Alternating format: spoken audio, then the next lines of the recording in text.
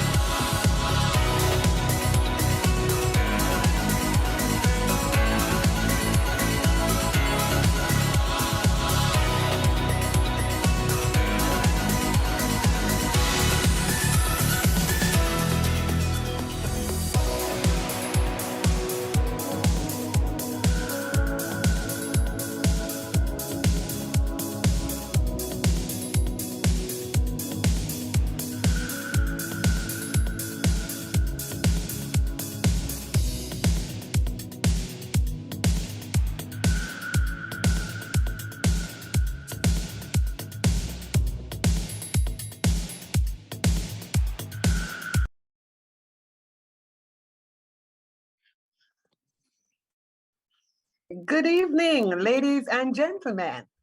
Welcome to another exciting series in our early home-based COVID treatment.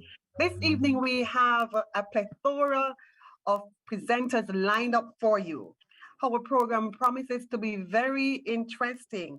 And I know we have been hearing the testimonies from persons all over Jamaica and, of course, abroad and the Caribbean, how they have been in the stories, they have listened to the testimonials, and they are yes, they are COVID competent and they are COVID champion. This evening promises to be no less. As a matter of fact, it promises to be very exciting. And so we have an exciting program lined up for you, and you will not be disappointed that you have taken time out from your busy schedule to join us. Before we kick off things, the main presentations, we will have spiritual guidance from Pastor Mary Wildish. And so Pastor Mary Wildish, at this time, it's over to you. Thank you so much, Faithlyn. Recording I give in progress. greetings to everybody, and I want to acknowledge Dr. Hunter and all of the other medical faculty that are on this platform. We really honor you tonight and all that you are doing to save lives in the nation of Jamaica. And I tell you, it is so encouraging because God has not given us a spirit of fear, but of power and of love and of a sound mind. And I want to encourage all of those that will watch this broadcast, all of those that are coming on, that we do not need to be afraid. The Lord is giving us solutions for this global pandemic to save lives, and that COVID is not a death sentence. Amen. I am a COVID survivor, and God took me through COVID, even without some of the treatments that Dr. Hunter and other doctors discovered over the last year. And so as we go into this, I just want to speak life and strength and courage and joy. And as we go into this season, the word of God tells us that the joy of the Lord is our strength. And as we walk in joy, it builds our immune system. So turn off the news, turn on the joy, put your head back and laugh. God's got you. God's got this. God's able to do it. COVID is not a death sentence. We do not need to be afraid. So let us pray. Father, tonight, I thank you for this season. I thank you that we can laugh, we can have joy, we can have hope. Father, I thank you that you have given us solutions for COVID in early home-based treatment. And Lord, our life, my life, and the life of my church is a testimony. Over 65 people have had COVID, not one death, only one hospitalization. This is a testimony that early home-based treatment works. And so, Father, I ask tonight, I cover these doctors, I cover the medical faculty in Jamaica. Lord, we lift up the nation of Jamaica before you. And Lord, I pray that we would pave the way, Lord God, to be a nation that proves to the rest of the world, Father, that we can bring these numbers down, that you have provided solutions, and Lord, that we don't have to be constrained by this thing called COVID. So Lord, I ask that this broadcast would go far and wide, and that you would anoint these doctors to share tonight, and that many will be healed and many will live to declare your goodness. In Jesus' name, amen. Amen. And we all say amen. Amen. Amen. Thank you so much, Pastor Pastor Mary. Mary Wildish, for encouraging us and for speaking life. Because let me tell you, there is life and death in the power of the tongue. And I hear you speaking life. Wonderful prayer. And we continue to pray for our doctors and nurses who are out there on the front line facing this monster COVID that we all have to face. So let's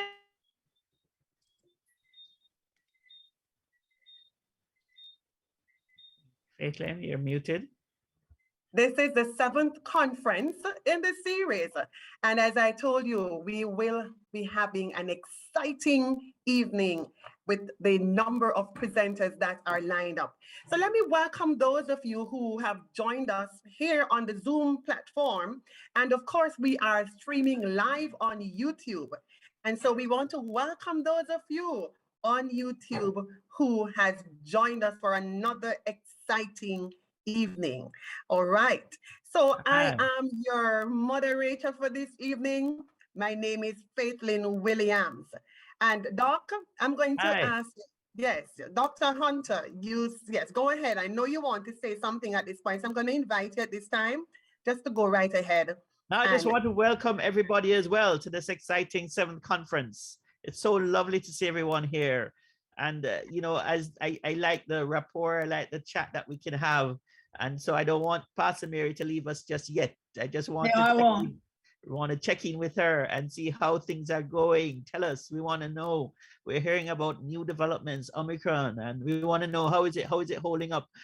Little Jamaica, I see our numbers going down, to God be the glory. Every week on week, day by day, our numbers are going down. Yes, we encourage vaccination, but the numbers are going down as well. So we celebrate and encourage and celebrate and encourage. Tell us, Pastor Mary, what are you seeing? What are you sensing? Well, you know, Dr. Hunter, I sense that we can rejoice this Christmas. And, you know, Omicron, or that new version, is no match for the Alpha and the Omega. And for every problem, God has a solution. Amen. Amen. And when I look at it, when you think about the fact that we're only 18% as a nation vaccinated, that's not a high percentage of vaccination. And like you say, we're not against vaccination, but I think it gives great encouragement to us that with over 80% of our population not vaccinated, the numbers are going down. And I believe that we need to get this message far and wide. We need COVID competent doctors in every parish, in every city, on every corner of Jamaica, doctors that will treat. When we look at the numbers in India, there are various nations across the world that are showing that when they are implementing early home-based treatment of COVID, their numbers are down. India has spread this message far and wide, and they have less COVID numbers in one of the states of India than we do in Jamaica. And so to everybody that's watching, I want to encourage you, like us, rate us, share us, get this message out, share this on WhatsApp, YouTube, Instagram, Facebook. As a pastor, we have used this. I have bought medication. And like I said, it's somewhere between 65 to 80 people in my church got COVID. We had 5 cases in the last 3 weeks. Everybody, it was nothing more than a moderate to a mild flu. And God is good. And Dr. Hunter, we're using your protocols and we're implementing your protocols. We've had people with 3 comorbidities treat with the treatment. Asthma was one, obesity was another, high blood pressure, and they went through COVID like a moderate flu. And so I really believe we need to speak live, and we need to get this message far and wide. Amen. So Amen. that Jamaica can be a statistic that is not negative but positive. Absolutely, Pastor Mary. I mean, I am so encouraged by your energy, by your passion, your truth, the enthusiasm. And I want to say that COVID champions we have created, you have created. COVID is not just a business for the doctors or the nurses, I dare say, it's everybody's business. Everyone needs to know what to do. Initially, he must have some idea about getting a pulse oximeter. Everybody must know what this is, to measure your oxygen level. Everybody must know about oral hygiene. And tonight, hopefully, we'll also have a dentist with us. Everybody must know about steaming, about hydrating, about controlling those underlying illness. Can you imagine? Our #1 killer last year was diabetes mellitus, and it's still our #1 killer. This year, nearly 3,000 dead. There is an epidemic of diabetes mellitus ripping through the fabric of Jamaica. And we need to get revved up about that. Half of all COVID deaths occurred in the context of diabetes mellitus. This is like raging. And so part of the strategy to conquer COVID must be tackling those underlying conditions, building our baseline metabolic health, the obesity, the cholesterol and the diabetes, the glucose levels. No more can we say, oh, well, I'm ignoring them. I'm just treating my cold. No, we have to treat holistically. What say you, Pastor Mary? No, I think there's a change that says growth without change is impossible. And change comes either through crisis or through knowledge. And many times we refuse to change until crisis hits us, until we get a diagnosis. But the best thing is when we change through knowledge. And what you're giving us is knowledge. And this is so true that we have, in implementing your protocols, we have said, get your underlying conditions under control first.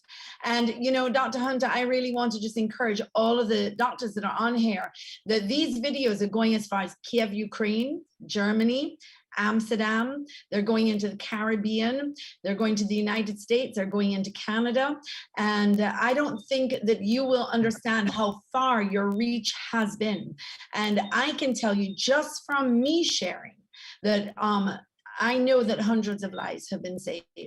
And I think that it's important that COVID is a wake-up call for us to get I've lost 40 pounds through COVID. Wow. And yes, I have 10 more to go.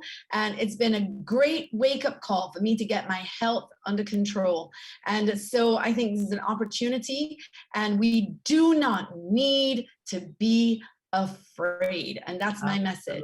I was wondering why you were looking, it was just me. I said, why are you looking so young? There you go. Yes. So being afraid, it's so important to conquer our fears. To some people, COVID indeed has been a disease of fear, but we must not be afraid. We must go and tell and help each other. Be not afraid to help. Let us get there. Let us be that listening voice, that listening ear, that ear of compassion, that voice of calm and reason, and helps to get us over that hurdle, that cardiac hurdle, the racing of the heart that sometimes can come with that diagnosis, you know. But I mean, thank you so much, Pastor Mary, for what you have done in getting this word out as well, for trumpeting the word. And this, in fact, will continue to resonate. And let's continue to trumpet it around the world. Amen. Amen. God has called Jamaica to be a game changer in this narrative called COVID, and that you definitely have a role to play. So thank you, Dr. Hunter. Blessings. Good seeing you. Good seeing you. Amen. Faithlin, back over to you. Thank you so much. I mean, Pastor Mary Wildish is our #1 PR person here this evening. She's doing an excellent job. I could just sit here and just listen to her all evening. I almost thought that she was one of the presenters. But Doc, you know what? I think you should really invite her to come and be one of the presenters and share with us how she managed to lose, how much? I think it's 40 pounds? 40, yes. Wow. 40 pounds. I am putting on, so you really need to come and be one of the presenters and tell us how you managed to do that in this time when we're mostly working from home. So I really want to thank you for sharing, and I like the excitement, and I want everybody to be excited about what you're learning from these conferences. And as you learn, go out there and share. Don't be selfish with it at all. Of course, you have heard from Dr. Hunter, our main convener for this conference, and you will be hearing lots more from him as we go by. And we have testimonials coming. You can't afford to miss these at all. And just like Pastor Mary Wildish said, that you need to be liking while you go on YouTube. Please, we want you to like the videos, and we want you to subscribe. And as you do so, invite your friends, your relatives, your co-workers, everybody to like and subscribe to these videos. Now it's time to go into our main presentations. All right, and so we have, as I told you, a number of presenters lined up. You're going to be hearing from the best themselves. You're going to be hearing from persons who have caught the COVID, and they are champions, and they are the best persons to hear from. So coming to us first is Dr. Gilberta St. Rose from St. Lucia. Of course, she is one of our main presenters. She is a senior medical integrative practitioner coming to us from our neighboring country in the Caribbean, St. Lucia. Doc, we are so happy that you have taken the time out to be with us. and we can't wait to hear from you. It is over to you at this time as you take the floor. Thank you. Yeah, thank you very much. Thank you for the wonderful introduction. It's a pleasure to be here. And let me say hi to all my fellow presenters and to congratulate Dr. Hunter for this wonderful work that he is doing there in Jamaica, medical strategies.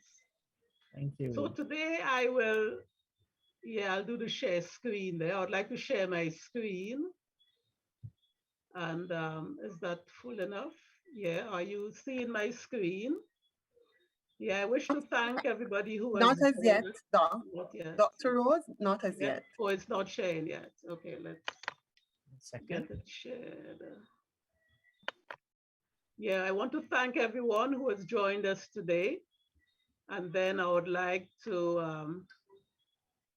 let's see, that is screen share. No, not yet. Screen share, there we are. So thank everyone who has come to us here today. And I am so happy that Pastor Mary is talking of joy. Lovely. That's it. We got it. Yes. There Talking you of go. joy. The Yes. joy of the Lord is our strength. Indeed. And may the words of my mouth and the meditation of my heart be acceptable to God, my Almighty Father and Protector. Are you Amen. hearing me quite clearly? Yes, we Beautiful. are. Yeah, thank you very much. So today I'll be talking on the early therapies for COVID-19 infection. And as you see, I'm an integrative healthcare specialist. So I'm a graduate of the University of the West Indies out in Jamaica, spent some wonderful years out in Jamaica and did my postgraduate training in England, where I studied my herbal medicine, and I'm back home practicing integrative medicine. So I'm happy to join with Dr. Hunter, and we do have a Conscious Health Caribbean group, which is linked up with World Council for Health. And we're doing wonderful work. I'm very proud of everybody who is sitting on these various committees and all these webinars and conferences that we're doing to educate people. And I hope they will really take this education and utilize it. So I will be speaking more on the herbal aspects of the treatment, the early therapies for COVID infection, and conflict of interest here. So I will be speaking of Eden Herbs products. It's Eden Herbal Pharmacy. I did the training in England, and I had to come home with, what to give for the treatments that I will be talking about. So I have the medications available for my patients. So it's no conflict of interest. It's just part of my service that I have the Eden Herbal Pharmacy. So the content of my presentation, I will speak of the fact that prevention is better than cure. I will just speak of the components of a good immune system. I'll speak of the importance of detoxification. I'll tell you a bit about Eden Herbs Limited and some of the Eden Herbs products that could be good for you.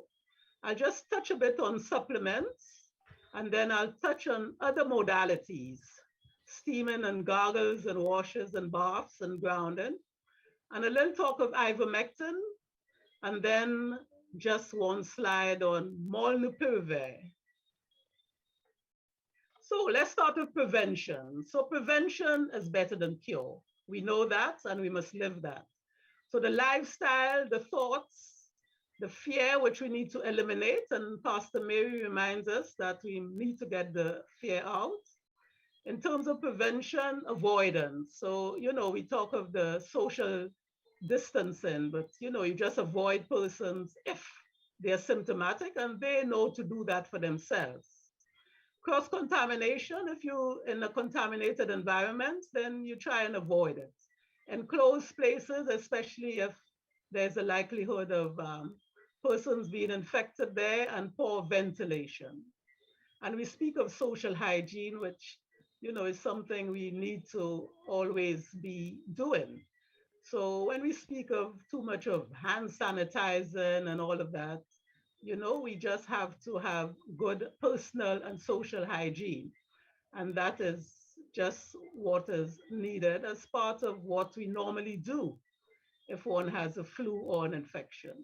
So prevention. Then just to mention the components of a good immune system, but I'm sure you know of it. And what you eat is very important.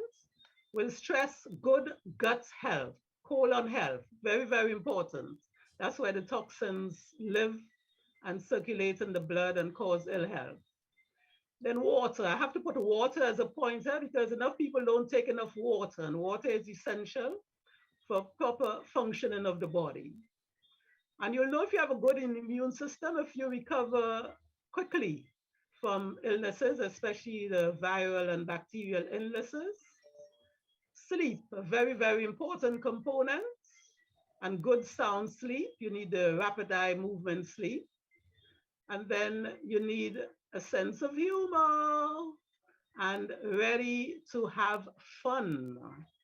And there is science in the humor and having fun, just stepping up on your serotonin level. So remember to have fun and, a sense of humor. Find something to laugh about. Most things you can turn it into a joke. So I am talking of the very important aspect of detoxing. And detoxing is something that we need to do as a perpetual way of living. So what you take for detox, how long you will detox for, will vary depending on the various persons and what is happening in your life at the various times. And now in the context of COVID, we speak of detoxing before you take a jab, in between taking the jab, and after you take the jab. And then we will look at the very significant aspect of being in contact of jabs. So although we allow for free choice, persons taking responsibility for themselves and being educated will determine whether they take this jab. I hope persons are educating themselves enough so that when they make their choice, it's out of an informed consent. It looks like now you have to inform yourself because the person's jabbing you and not informing you. So hopefully you won't see the necessity for taking the jab, but if you do, then detoxing it out of your system, you will see how necessary that is. So I want to emphasize the personal responsibility for remaining detox. So cultivate a healthy environment in our bodies, our thoughts. Thoughts are very important, our feelings, and in our relationships, toxic relationships. And I'll keep stressing the point of being joyful. The joy of the Lord is our strength for healing and maintaining health. How to detox? So in detoxing, you look at the general prevention and you do the full body detox. You eat little, eat simple. Some people eat too many rich foods and too many chemicals and adulterated foods. So keep it simple. And if you can get to be plant-based, you know that you will be getting all your nourishment if you have it well balanced, and you are less likely to create an environment in your body needing too much detoxing too often and being in a toxic state. Intermittent fasting, for those who can do it, is effective for detoxing. And remember the thought and psychological aspect of detoxing, the environment that you're in, not just your physical environment, but the persons you associate with, because some people just being around you are not good for your mental health. So environmental, thinking of your environment, but also persons, and that will affect your emotions and your relationships. And very, very important, though it's the bottom of the list there, the spiritual aspect. And this is how you keep yourself well nourished spiritually.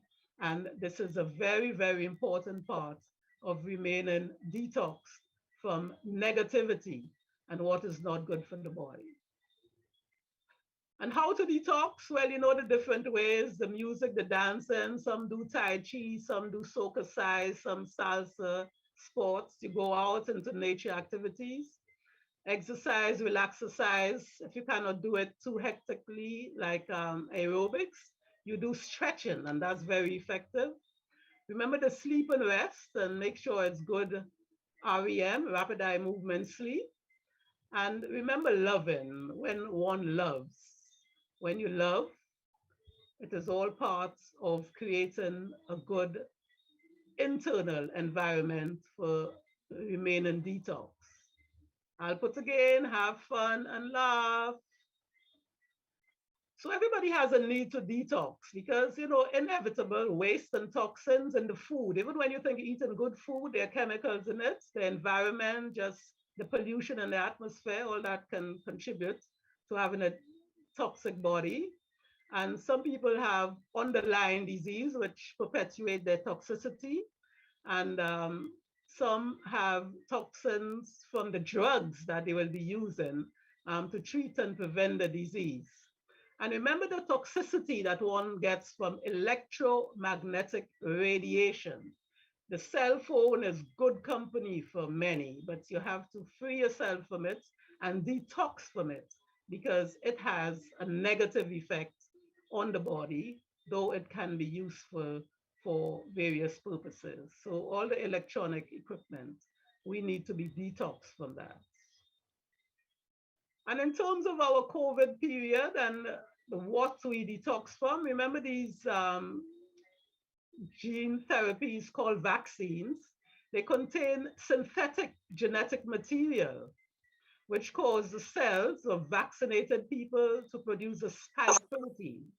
So you've heard of the spike protein, and that spike protein circulates in the body and is excreted through the respiration and the sweat, the skin and bodily fluids, sweat, saliva, semen in sexual activity. So now, you know, passing on your spike protein is a sexually transmitted disease.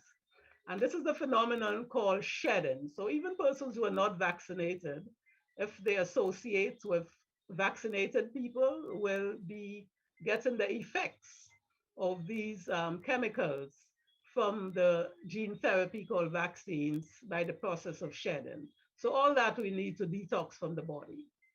So these spike proteins we know can cause problems both in the vaccinated and we see the unvaccinated, and can cause damage to the body through various mechanisms.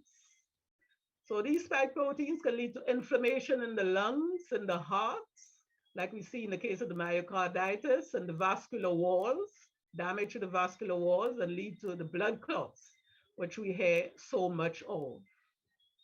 These gene therapy called vaccines, they have lipid nanoparticles, and they also have the polyethylene glycol.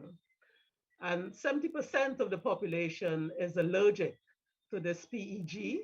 And this PEG can trigger allergic reactions, including anaphylactic shock. And if it doesn't do that, it's still contributing to the toxins in the body.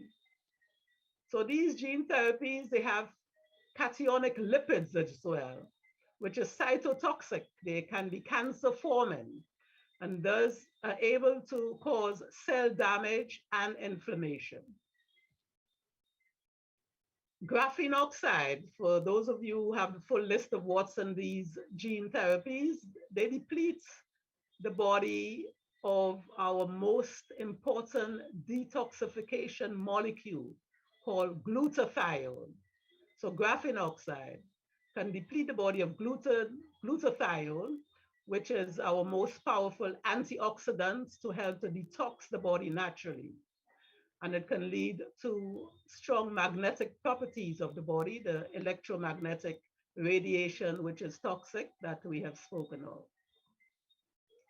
So these are all the various things that can contribute to toxicity. And we said it's very, very important, first of all, to remain in a detox state. So if you're in a detox state, if perchance you get the COVID infection, then your body is better able to deal with it because there is less of toxins to fight with.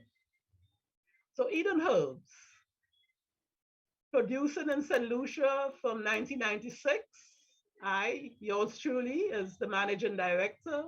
Registered since 1999. I've been exporting from 2001, and you can see our products at edenherbs.com or Facebook page at facebook.com edenherbs. So that's our products used for common ailments, over the counter, and can be used with other medications. So when we look at the various products that we have, there are different types of herbs. And it's important when you're using herbs, you know what you're using it for. So they're the detoxing herbs, they're the anti-inflammatory herbs, they're the nutritional herbs, they're those that remove mucus from the body, they're immune boosting or modulating herbs, they're antibacterial, antiviral. So it's important in choosing the herb. I choose a herb based on the person presenting whatever and what other medications they are taking. So the products I will speak about that Eden Herbs has to offer as natural detox and treatment for COVID-19 infection, our colon cleanse, the purifying tonic, spirulina, respiratory mixture, sanitizing oil, Thuja capsules, cerasee tea, neem tea, turmeric, anamu, moringa, noni juice, verven, mucuna, rosemary. Lots of herbs there to help you fight the COVID and remain detox. So colon cleanse, very important. Get rid of toxic in the bowel, will help with indigestion, the poor appetite, the headaches, dizziness. Very important to have a good colon because the toxins can contribute to ill health. So the purifying tonic or tisane is the same product. 10 herbs I've put together for total body detox to target your liver, kidney, bladder, skin, joints, muscles, respiratory and gastrointestinal tract. It's also a tonic. Spirulina. Spirulina is very important to remove heavy metal toxicity, and it can eliminate candida and yeast. A lot of people have candida overgrowth, and that interferes with the function of the body. It also promotes the growth of healthy bacterial flora in the intestine. It has immune strengthening properties, it boosts energy, potent antioxidant, and reduces inflammation. All the things that you use. So after getting a good colon cleanse, it's good to keep a good colon health by taking your spirulina. It also offers neuroprotection. It helps to boost up the memory, and it contains essential amino acids, vitamins, and minerals. And it's a very rich, nutrient-dense food. So the respiratory mixture, a lot of people have their respiratory mixture in their pharmacy at home because it's very good for cough, cold, sinus problems, hay fever, cyst and asthma, and a cleanser for the respiratory tracts. It's a good adjunct treatment for the respiratory symptoms from COVID. I do make a sanitizing oil. It's good for air purification, sinus congestion, hay fever, and sanitizing the body and other body surfaces.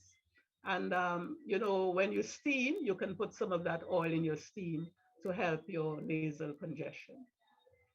Thuja capsules, it's an imported herb, not grown in the Caribbean, but very good as a mucus cleanse. And you want to dry up this mucus, especially we know the pathophysiology of COVID, where you can get so much mucus formation, just drowning in mucus and plugging the lungs. Cerasee, everybody knows the herb cerasee, Mormordica charantia. It is very much used in the nutraceutical industry. Antioxidants help to prevent cancer and very good liver support. It's one of the herbs in the purifier, but you can have it by itself.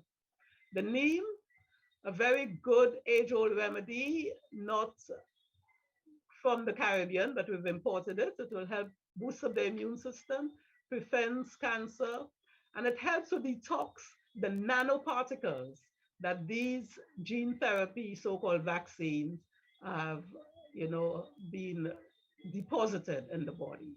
So you want to detox these nanoparticles, which have adverse effects. Anamu, Pitavaria alisea, modulates the immune system. It can help with inflammation and pains. And it helps also to remove the mucus from the body and to keep the blood thin and preventing clots. And this Spitzevaria alecia is a well-known herb in Jamaica and the Caribbean.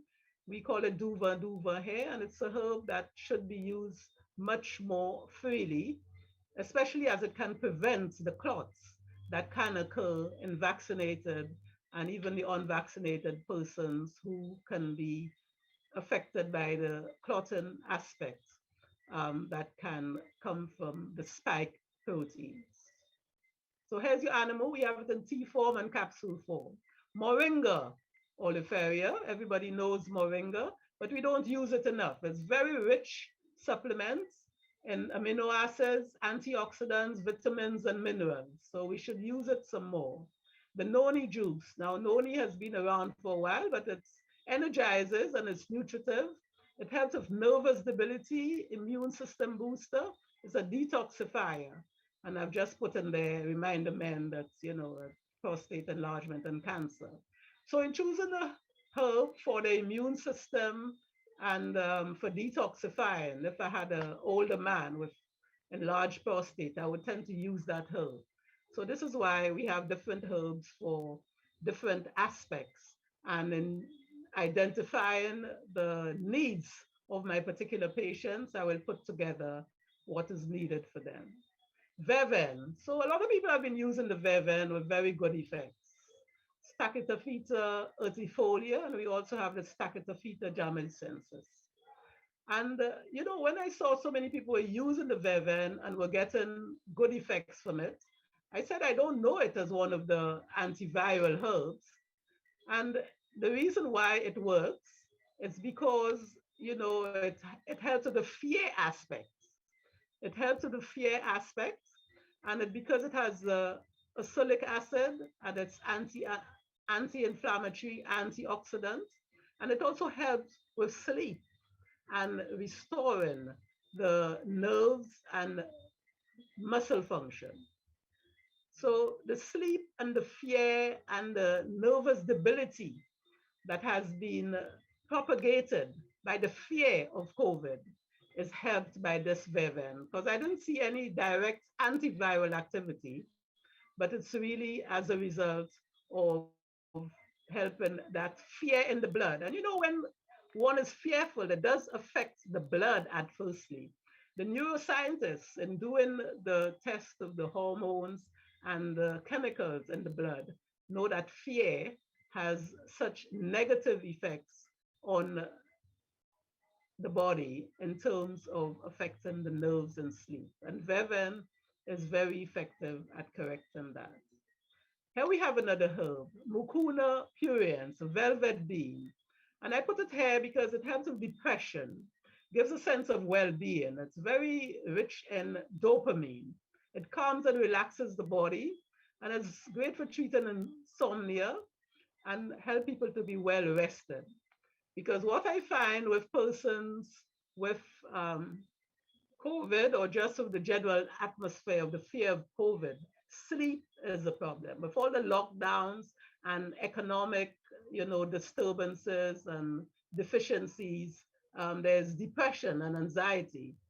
So the mucuna is very helpful. At least you get a good night's sleep and you get to feel good. I put in the rosemary here. So rosemary, all of you know rosemary, but did you know it was high in vitamins A, C, and B6? It also has minerals and abundant antioxidants in the form of phenolic compounds like vitamin and carnosol and rosmarinic acid. And two powerful compounds found in the rosemary have been linked to reduce an inflammation of muscles and the blood vessels. Remember, we need to protect our blood vessels, especially if you're vaxxed or exposed to vaccinated people. And it also helps with the immune system. It helps with cognitive stimulation. It also has been shown to help with memory, help to keep you alert and focused. So with the stress that occurs with this COVID environment, rosemary has this calming effect, helping with anxiety, depression. and helps to reduce the cortisol level, which can be so raised of the stress that occurs, and which will help to ease the tension in the body and help to improve your sleep quality. Remember how essential we say sleep is, and just being calm is very good. I've put in here Virays, and Virays, it's available in tea bags and capsules. It's manufactured by Capo in Dominica by my colleague, Dr. Gail Defoe. And it's a blend of Caribbean herbs for boosting the immune system. It also has antiviral properties, and they're great testimonies of cure of COVID-19 infection. So it's excellent for lung health. Even persons with chronic obstructive airways disease, Virays has shown very good effects. I put in here Artemisia, but the Artemisia here is Artemisia annua. And we don't have this particular species here, but there was a lot of it and still is, well, you know, in Madagascar. And you could have remembered where they had this mixture in Madagascar, which was doing great things, but WHO came and intervened. But there's been a lot of research on the Artemisia annua. It's a known anti-malarial herb. It boosts and improves the immune system, and it's rich in quercetin, which has antiviral properties. So Artemisia is very effective against the COVID, though it is known for its more anti-malarial activity. So in addition to all these herbs, which, you know, one has to choose which one they will take based on any underlying disease condition or other medications they're taking, we may also need supplements. And these supplements, again, we have to render these spike protein harmless and to prevent the negative effects of the graphene oxide, the lipid nanoparticles, and supports the rapid detoxification and strengthen the immune system. So all these we have to take into account as we give these supplements and the herbs. So you know the vitamin C, the D3, the zinc, the melatonin, and the quercetin. I won't go into the details of them here. And then I want to speak of the other modalities. Now, steaming, that's Dr. Hunter's territory, and you've heard a lot about it. Just a reminder that you can do your nasal washes, and the 1% hydrogen peroxide is effective. And remember, the gargling with 1% hydrogen peroxide is also effective. Baths. Could be bush baths, or you put the, you know, just hot baths, effective if you want to early treatment of COVID. And I put showers here, and in doing showers, if you can do the alternate hot and cold, that has been shown to be very effective. So alternating hot and cold showers can be very effective to treat COVID. And you know, all these viral infections, COVID, remember, is just another virus, coronavirus. So your hot and cold showers. I've put in here grounding. And especially now that we seem to be sitting around our computers and, you know, you're on lockdown with the television and you're just bombarded so much with electromagnetic radiation. Please, please go outside and touch the earth.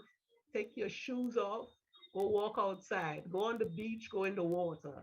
The whole aspect of grounding, getting back into nature and getting to detoxify this electromagnetic radiation. I need to speak about ivermectin. I was told not to educate on ivermectin, but you have to continue to learn about ivermectin. It's essential. So ivermectin is safe and sure, and I call it an easy fix. So although I should be using more herbs, but ivermectin is such an easy fix that I am stuck with ivermectin. It's proven to be very safe. A third of the world's population has taken it as part of the mass community treatment to prevent and cure different parasitic infections, in particular in Africa and Guyana. So it's documented by the WHO and the Uppsala University VigiAccess database for pharmacovigilance from 1992 to 2001. So, you know, after 40 years of use, 4 billion people use, you can see from the database that the side effect is very marginal. So the treatment, very, very important to calculate the dose. And the tablets are given as day 1 and day 3 if you want to start a regime for prevention. If you have COVID, you take the dose on day 1, day 3, day 6, day 8, and it's 0.2 milligrams to 0.6 milligrams per kilogram of body weight. And it can cure COVID infection. And if you take a dose weekly, you can prevent further COVID infection. And that's what I have been proudly doing from January. And I have remained COVID-free. So this is ivermectin, which is under attack, and under attack because the gene therapy vaccines have been brought out as emergency use authorization. And the definition of emergency use authorization says that if anything is shown to be effective against the COVID, then the emergency use authorization becomes null and void. So with all this investment in this gene therapy and so-called vaccines, ivermectin has been demonized and lied upon so that the gene therapy can continue to be used.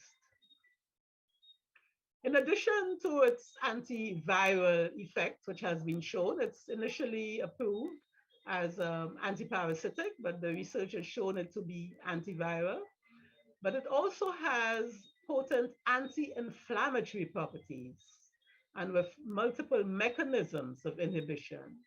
So this is why it will work against all the various strains. And this is why it can be used in all the stages of the COVID-19 illness. And also, it will help to prevent long COVID, because long COVID comes as a result of not getting this inflammatory aspect of the COVID, attacked and treated effectively. So ivermectin, an excellent drug. It also diminishes the viral load and protects against organ damage. So we spoke of it being effective against various variants, and the way it works by binding the spike of the virus and hindering the engagement of the spike protein with the AS2 enzyme. So it actually prevents the virus from getting into the cells. It also prevents the transmission of the COVID-19 when taken either pre or post exposure. And it hastens the recovery and decreases hospitalizations and mortality with patients who have the COVID-19 infection. So congratulations in Jamaica, where you have successfully got your government to allow the use of ivermectin in the private sector. And of course, you've seen how that has contributed so much to the decrease in your COVID-19 cases. Just a little bit about this new one on the block, molnupiravir. And I should have mentioned too that the reason why ivermectin is demonized and tried to be got rid of is because Merck, congratulations to Merck to have discovered and put ivermectin on the market 40 years ago. They have now got off patent, and ivermectin being not such a profitable activity, Merck now has brought this new drug, molnupiravir, to the market, which they can patent and cost $700 US, a course of treatment, which is a tablet twice a day for 5 days. They said they'll give us for a lesser price, but I don't know how low they can go to match the effectiveness and the cost, that we are able to save by using ivermectin. So it's originally developed to treat influenza, and it says that it could, solve much of the problem. So molnupiravir is given emergency use authorization. Ivermectin has never got that, but molnupiravir has got it. Merck has negotiated, and it's been rolled out in various institutions, and they have some data on it saying that it helps in 50% of cases, but nothing as good as ivermectin, but it is what it is until it isn't. So let's stay tuned, see how molnupiravir comes out and how we continue to fight to get our ivermectin to remain for our use. So for you, your family and friends, may God bless you and give you the grace and wisdom to do the right things. And doing the right things, this COVID-19 is just another virus. Look after your body, prevention, early treatment. If it's late for treatment, get effective treatment. And hopefully, when you get the information about what the gene therapy has in it presently, and as you see what it might do in the future, then you know that there is a better way. And that better way is good prevention, use of herbs and supplements, and keep God well embraced as we move forward. Thank you very much. Thank you too, Dr. St. Rose. Wow, that's a great balance there that you have given us. You have spoken about detoxing, why it is important for us to detox. And you gave us from your plethora of Eden herbs. I love that name, Eden herbs, straight from the garden. And that cannot be beaten at all. And then you put in the good ivermectin that is in popular demand. Thank you for that balance. You just let the presentation seem so seamless, and we could go on and on listening to you. And guess what? We're looking forward to you coming to us with this new, I can't even call the name, this new drug that has been released on the market. And this is why you, our participants here on Zoom, and those of you who are with us on YouTube, this is why you need to be a part of all our conferences, because for each conference, there's always a new release, something new that you need to hear that will make you better COVID champions. And we want to say thanks again, Dr. St. Rose, for that wealth of information.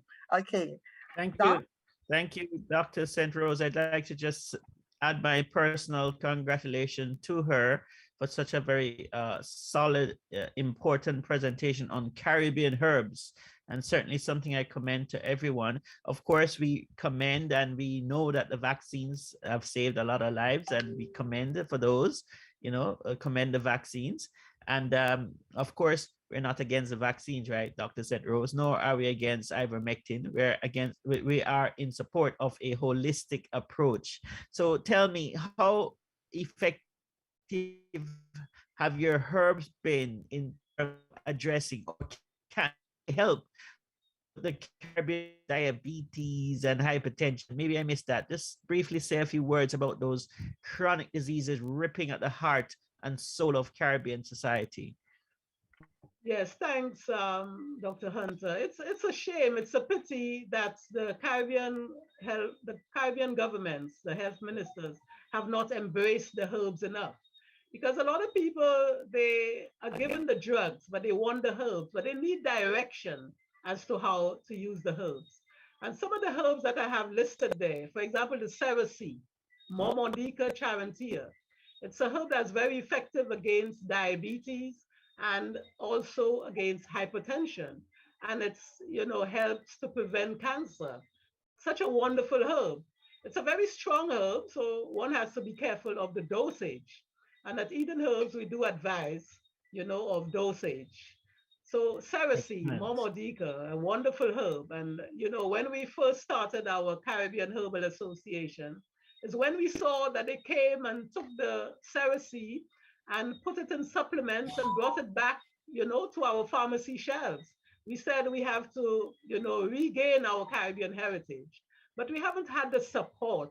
We haven't had the support of governments. And even if COVID now, we're not getting the support of government to use the herbs. Look at the Pittsburgh Alicia in Jamaica. You all use a lot of that, honey goat weed. I mean, this is a great herb. Immune system boosting. And, you know, I know the guys use it for other purposes, but in terms Yes. of preventing the clots and anti-inflammatory, I mean, it's an excellent herb that should be more researched and embraced for use. So Dr.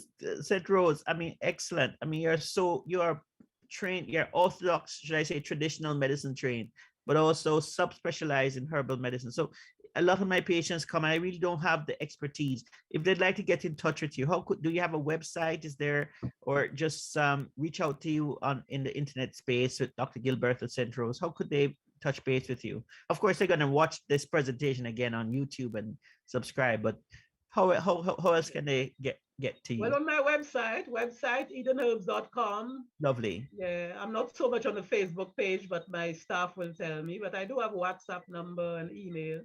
Lovely. But, yeah, so Thank you. go So to the website and you can see all that we're edenherbs.com. doing there. Edenherbs.com. Thank you. Thank you so much. It's a pleasure. Always a pleasure talking to you. I know that you're trying to shape conversation in St. Lucian society, and I wish you every success in doing that, because I know in the end you will prevail. But thank you so much for being here and being such a champion for us tonight. Thank you so much. I wish we could continue further, but in the interest of time, I have to hand back over to our host, Faithlin Williams. Thank you, Dr. St. Rose. And thank you to Dr. Hunter for adding that 2 cents. I mean, quite an interesting question that you have asked Dr. St. Rose, and she handled it well indeed. So participants, please go on her website. That's edenherbs.com, and you can get more information there. All right. Now, your appetite has been whet. And for those of you who have just joined us, don't worry. We have all of this being streamed on YouTube. So whatever you have missed, you can always go on YouTube and search for our 7th conference on COVID-based, early home-based COVID treatment. And of course, once you watch those videos, you must like and subscribe. And so coming to us now, our second presenter for the night is Dr. Jermaine McFarlane. And Dr. Jermaine McFarlane is a primary care physician and a COVID survivor. What an awesome person to hear from this evening. And so, Dr. Jermaine, at this time, I invite you to take the floor. Looking forward to hear from you. All right. Thanks for the invite. Thanks for the introduction, Ms. Williams, and thanks for the invite, Dr. Hunter. My experience with COVID was a lot more emphasized in how it affected me indirectly and the care that was administered, not directly to me, but to my wife and my unborn child, and even after that child was born. And I want to frame all of this around a small presentation because I want us to see the bigger picture here. And just to give you guys a little bit of my background, I graduated from University of West Indies Medical School in 2009, worked across the island, but then ventured into the mission field in 2013, where I was a medical missionary deep in the jungles of Guyana, providing medical care to the Amerindians in an Amerindian village. And that really taught me a lot. It's really something when you don't have all the tools at hand, but you still want to administer quality care. And it actually led me to the point where I stepped back from mainstream medicine and spent a lot of time really digging into stuff like herbs and alternative ways of approaching medicine. And also, it got me to the point where I recognized that one of the big things that is plaguing us is that it's so much more about disease intervention than it is healthcare. So even these days, I don't call it healthcare. anymore. What's being administered in the hospitals? I simply say that is disease intervention that's happening. So I'm just going to dig into this a little bit. And as I walk through,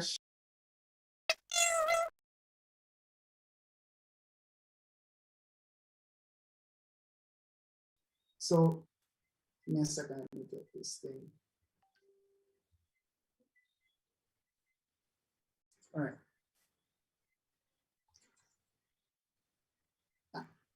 Did my presentation just go? I think so. Yeah. All right.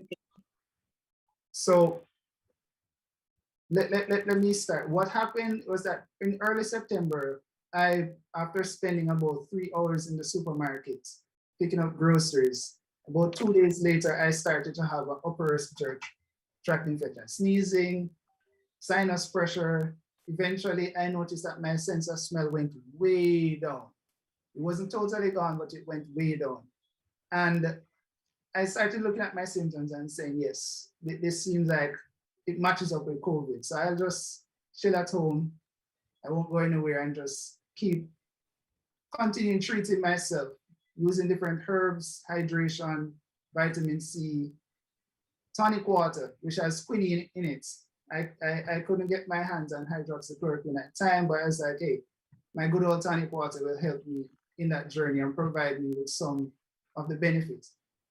And within 2 days, I was back on my feet. In fact, even over those 2 days, I was up and about still, but just with the sinus pressure especially was my biggest issue.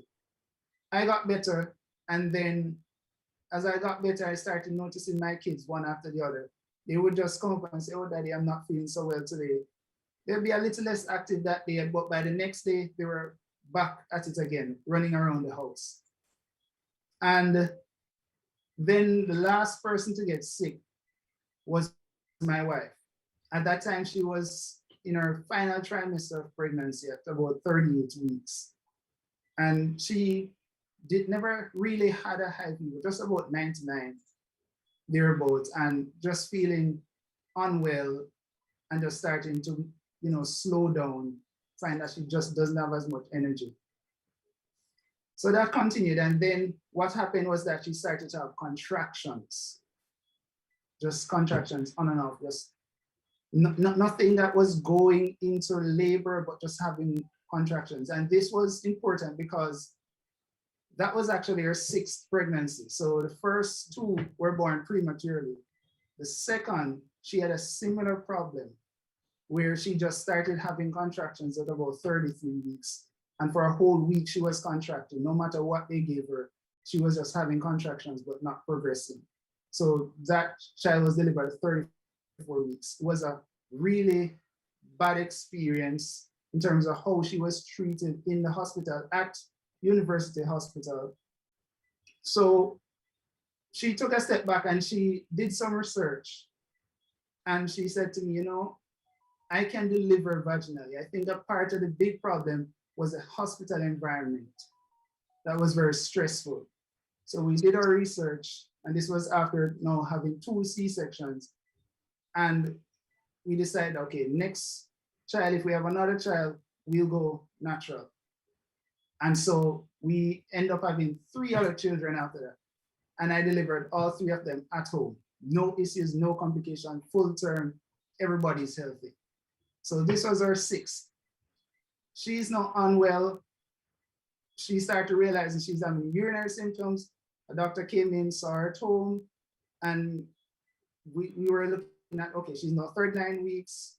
Best thing is for her to go to the hospital, because she was saying to me, I do not feel like I should have this baby at home now. I'm too weak. I'm tired from having contractions. Let me go to the hospital. We'll just have a C-section and call it a day. So okay, fine. But she had, as part of the overall assessment, because the doctor assessed her and said, there's clearly a UTI here. Everything lines up with a UTI. But let's just do a COVID antigen test just to put the concerns at bay. Once you go to the hospital and mention fever, that's going to be the first thing. So we did the rapid antigen test. That turned out positive. No respiratory symptoms at all. Everything pointed to the UTI. and the contractions at that stage in pregnancy. So we said, okay, started calling around. The only place that could accept her and handle the baby after delivery was Cornwall Regional, because we were in Trelawney. And though we didn't want to go there, we decided, you know what, we have to look out for what's best for her and the baby. And so we went. And then that started a journey which lasted 5 days and involved 3 regional health authorities and 3 different hospitals. Her journey ended on Friday, September 24th, when she, after being, so first and foremost, she come to the hospital, we report that we had a positive rapid antigen test because we're just being open and honest and sharing the information. Once that was reported, she was thrown into a coroner. She didn't receive basic medical care. By the time, it took us 6 hours before she was finally seen by a physician, despite the labor ward being advised that she was coming in. And when she was seen at that time, after 6 hours, now dehydrated, contracting, they set up a drip, put her in isolation, nobody checked on her all night, and she only got 500 mils by the following morning. They barely gave her any treatment throughout, not even simple basic fluids. I had to be begging for my wife to get basic medical care, literally begging. And she, by the time she was first seen, she was dehydrated. She was discharged 2 days later, dehydrated. And so we finally ended up taking her to Spanish Town Hospital, all the way from Trelawney to Spanish Town, which is where she delivered, right? And there we faced a lot of similar things. So they threw her in a corner because of a lot of the mix-ups that happened, and left her there for 5 hours. And the long and short of it is that when they finally wheeled her into surgery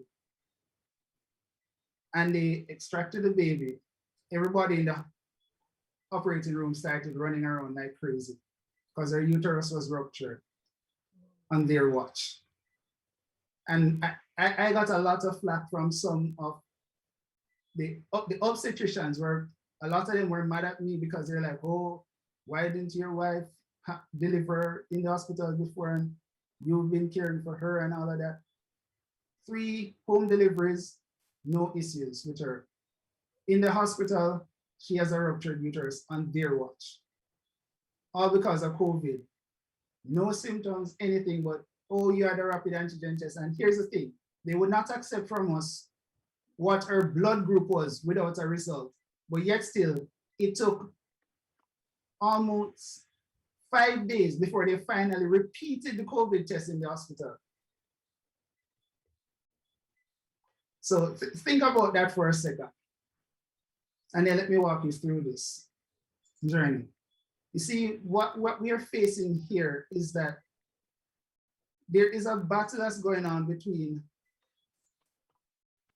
care versus intervention. So let's look at principles versus protocols. A principle, as defined, is a basic idea or rule that explains or controls how something happens or works. It's a moral rule or standard of good behavior. Whereas a protocol is a formal system of rules for correct behavior. And essentially the protocol dictates what should be followed, what's the exact method that you should go through.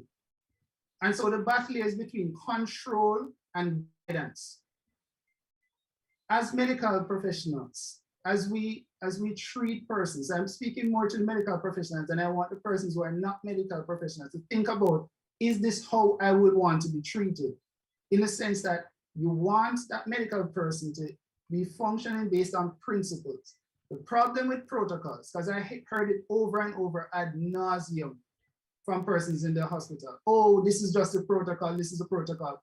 And I have to say to them over and over, protocols are there not to control, they should guide you. As a thinking human being, you should be able to look at the situation and assess and make a rational decision. So even if you have to break the protocol, You can give your justification and say, based on my assessment of the situation at that time, this is why I chose to act otherwise in the best interest of the person. So it's there as a guide, but there will be times where you have to step outside of the bounds of that because they are not able to sit down and take every single factor into consideration. But you facing the person in front of you should be able to do that. And this was something that I had to, it was really interesting hearing certain things coming from the mouths of consultants that taught me in medical school, when they looked at me in the face and said that my wife is not dehydrated because of what her UNEs are saying. Her UNEs are normal, she's not dehydrated. I said, sir, with all due respect, my wife lives dry and cracked in there. She's barely gotten any fluids. These are the same persons that look at you and say, treat the patient, not a test. And that's been one of the big things that during COVID. We forget the people, focus on the results of the test. So we should aim to function by principles, not but just blindly following protocols. Next thing I want to look at is care versus intervention. Now, care, as this dictionary defined it, is the process of protecting someone or something and providing what that person or thing needs. Serious attention, especially to the details of a situation or thing, whereas intervention is becoming intentionally involved in a difficult situation in order to improve it or prevent it from getting worse. It's a good thing. Intervention is not necessarily a bad thing. The problem comes in where you're more focused on intervening in a process rather than actually caring for the person. It's the focus that's the difference. When you're providing care, your focus is on the individual and ensuring that you're meeting that individual's need, not just on the process that's happening, and being more willing to intervene even at the cost of the life of the individual, because you're just focused on the disease, which we'll get to. So that segues into the next thing, which is health versus disease. Health has been defined as a condition of the body and degree to which it is free from illness or the state of being well, whereas a disease and illness of a people, animals, or plants caused by infection or failure of health rather than by an accident. So to sum that all up, health is more about reaching your optimal state, whereas when you're focused on disease, you're just focusing on what's wrong. And so the battle here is a mindset which is based on either, I like to draw it down to these two things, the germ theory versus terrain theory. Some of us, or most of us, should be aware of the germ theory, where the theory is that diseases are caused by germs, these outside pathogens that come in, and because of the presence of that, right? So it emphasizes viruses or germs as the foundation of illnesses and does not include the body as part of that theory. Whereas the terrain theory speaks to the fact that it's about the environment within that person. So the environment is no longer functioning as it should. It's out of balance. And because of that lack of balance, the person becomes susceptible to illness. And the sicker they become, when they come into contact with some other virus, some bacteria, some other disease-causing pathogen, they then become ill. So there's a different focus here. And this is what's happening with COVID. There's so much focus. Oh, let's do the job, social distancing, all of this. But the reality is, no matter how much you focus on fear and you try to avoid, you will come in contact with some disease-causing pathogen, like it or not. But the focus, what we need to do is, everyone as individuals, ensure that we are creating optimal states within our body so that when we come in contact, because it's not if, it's when you come in contact with something, when you come in contact, my body should be in such an optimal state that I am able to fend it off, right? One of the points in my journey where this became really, really an issue was after my child was born, they took him to the nursery because they said he was breathing rapidly. And he was in the nursery for 11 days in isolation before we ever got to touch him, right? And I spoke with the pediatricians over and over, and I kept pointing out that this is not good for the child's long-term or short-term health. The child went through a stressful period prior to delivery. He was delivered in a stressful manner, and then you rip him away from every sound, person, everything that his body has grown accustomed to. You throw him in this environment where the only time he's touched is when his diaper is being changed or he's being stuck by a needle.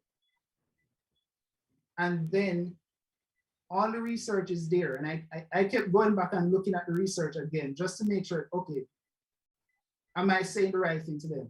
And the research is there over and over. The importance of physical touch in a child.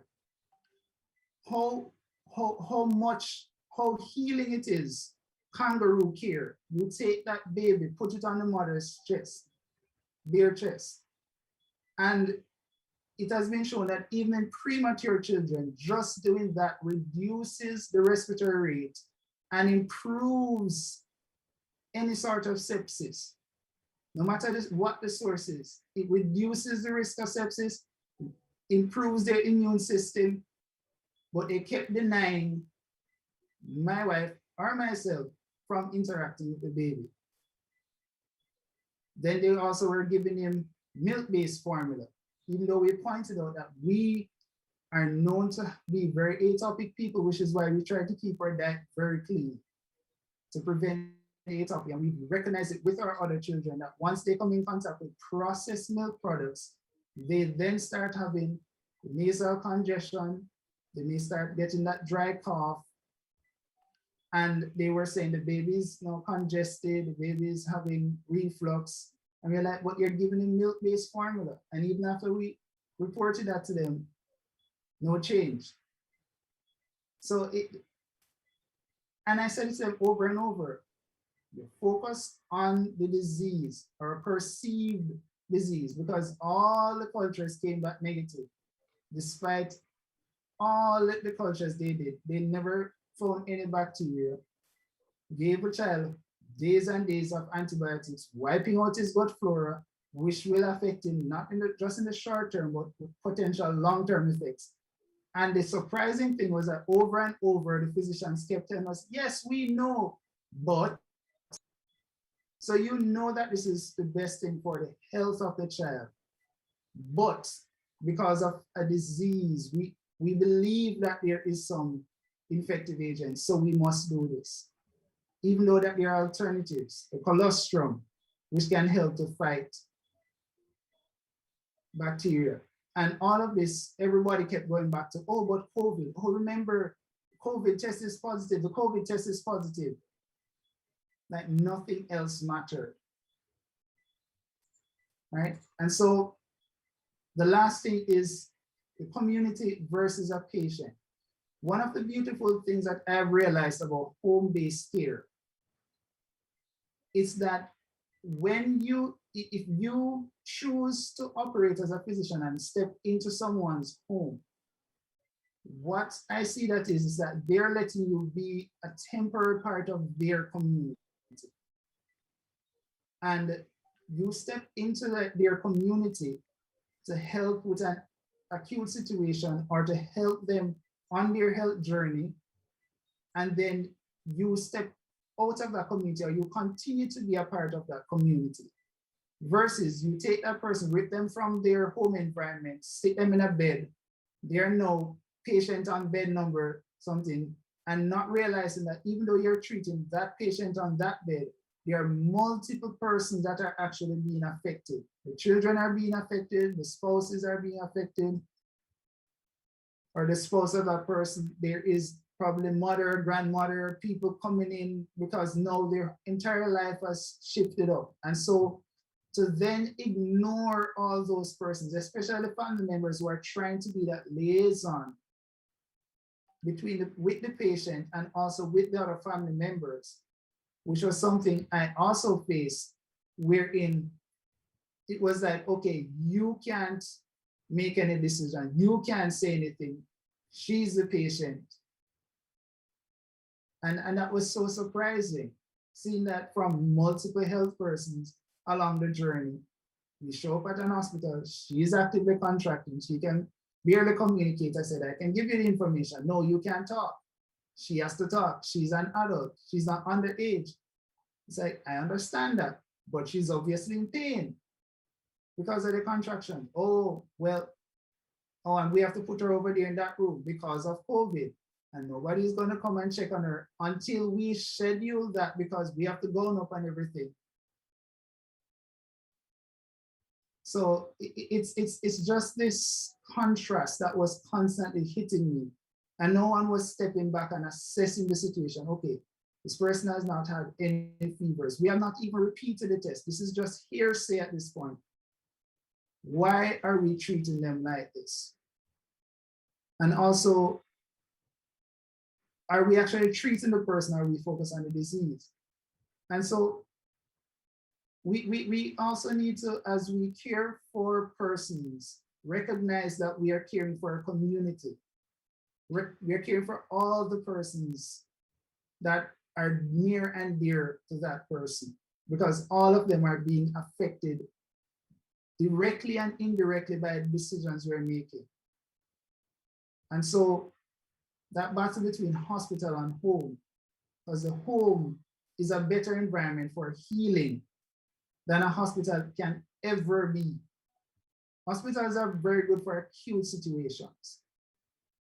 And because of how most hospitals are structured, that is why they're not good candidates for healing.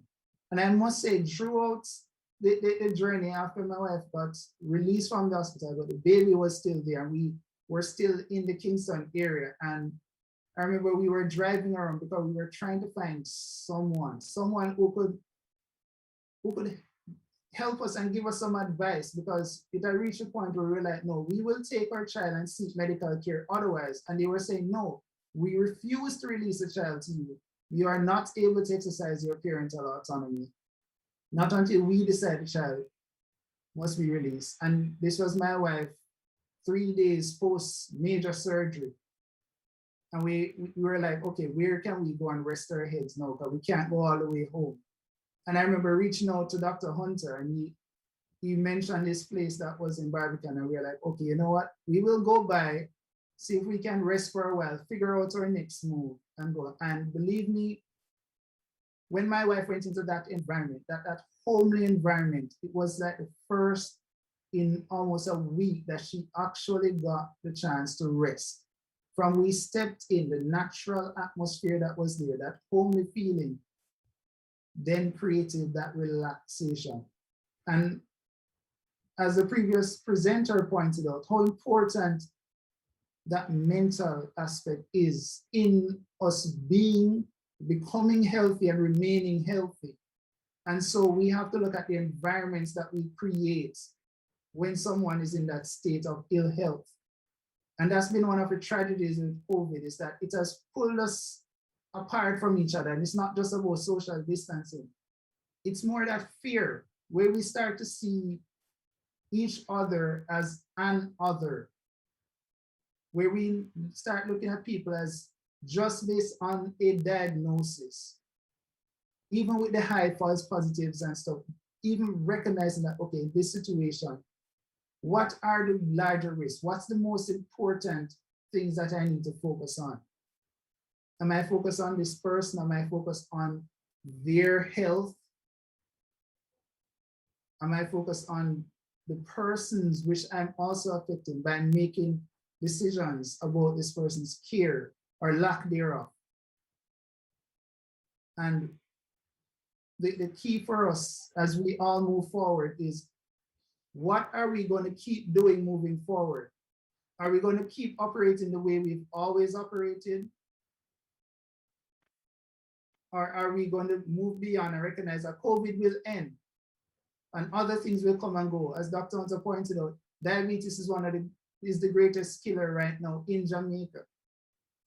And I hear the governments and all these entities talking about public health. And I'm like, when you want to get serious, don't start locking down people in their homes. Start locking down KFC. Start going into the supermarket and getting them to get a lot of these food-like substances off the shelf that is causing more deaths than COVID ever could or will. So let's look at the bigger picture here, and let's move beyond just trying to intervene. Let's actually care for each other, and let's get people focused on their health and trying to support the health and well-being of everyone. And we can all have a better experience through COVID and beyond.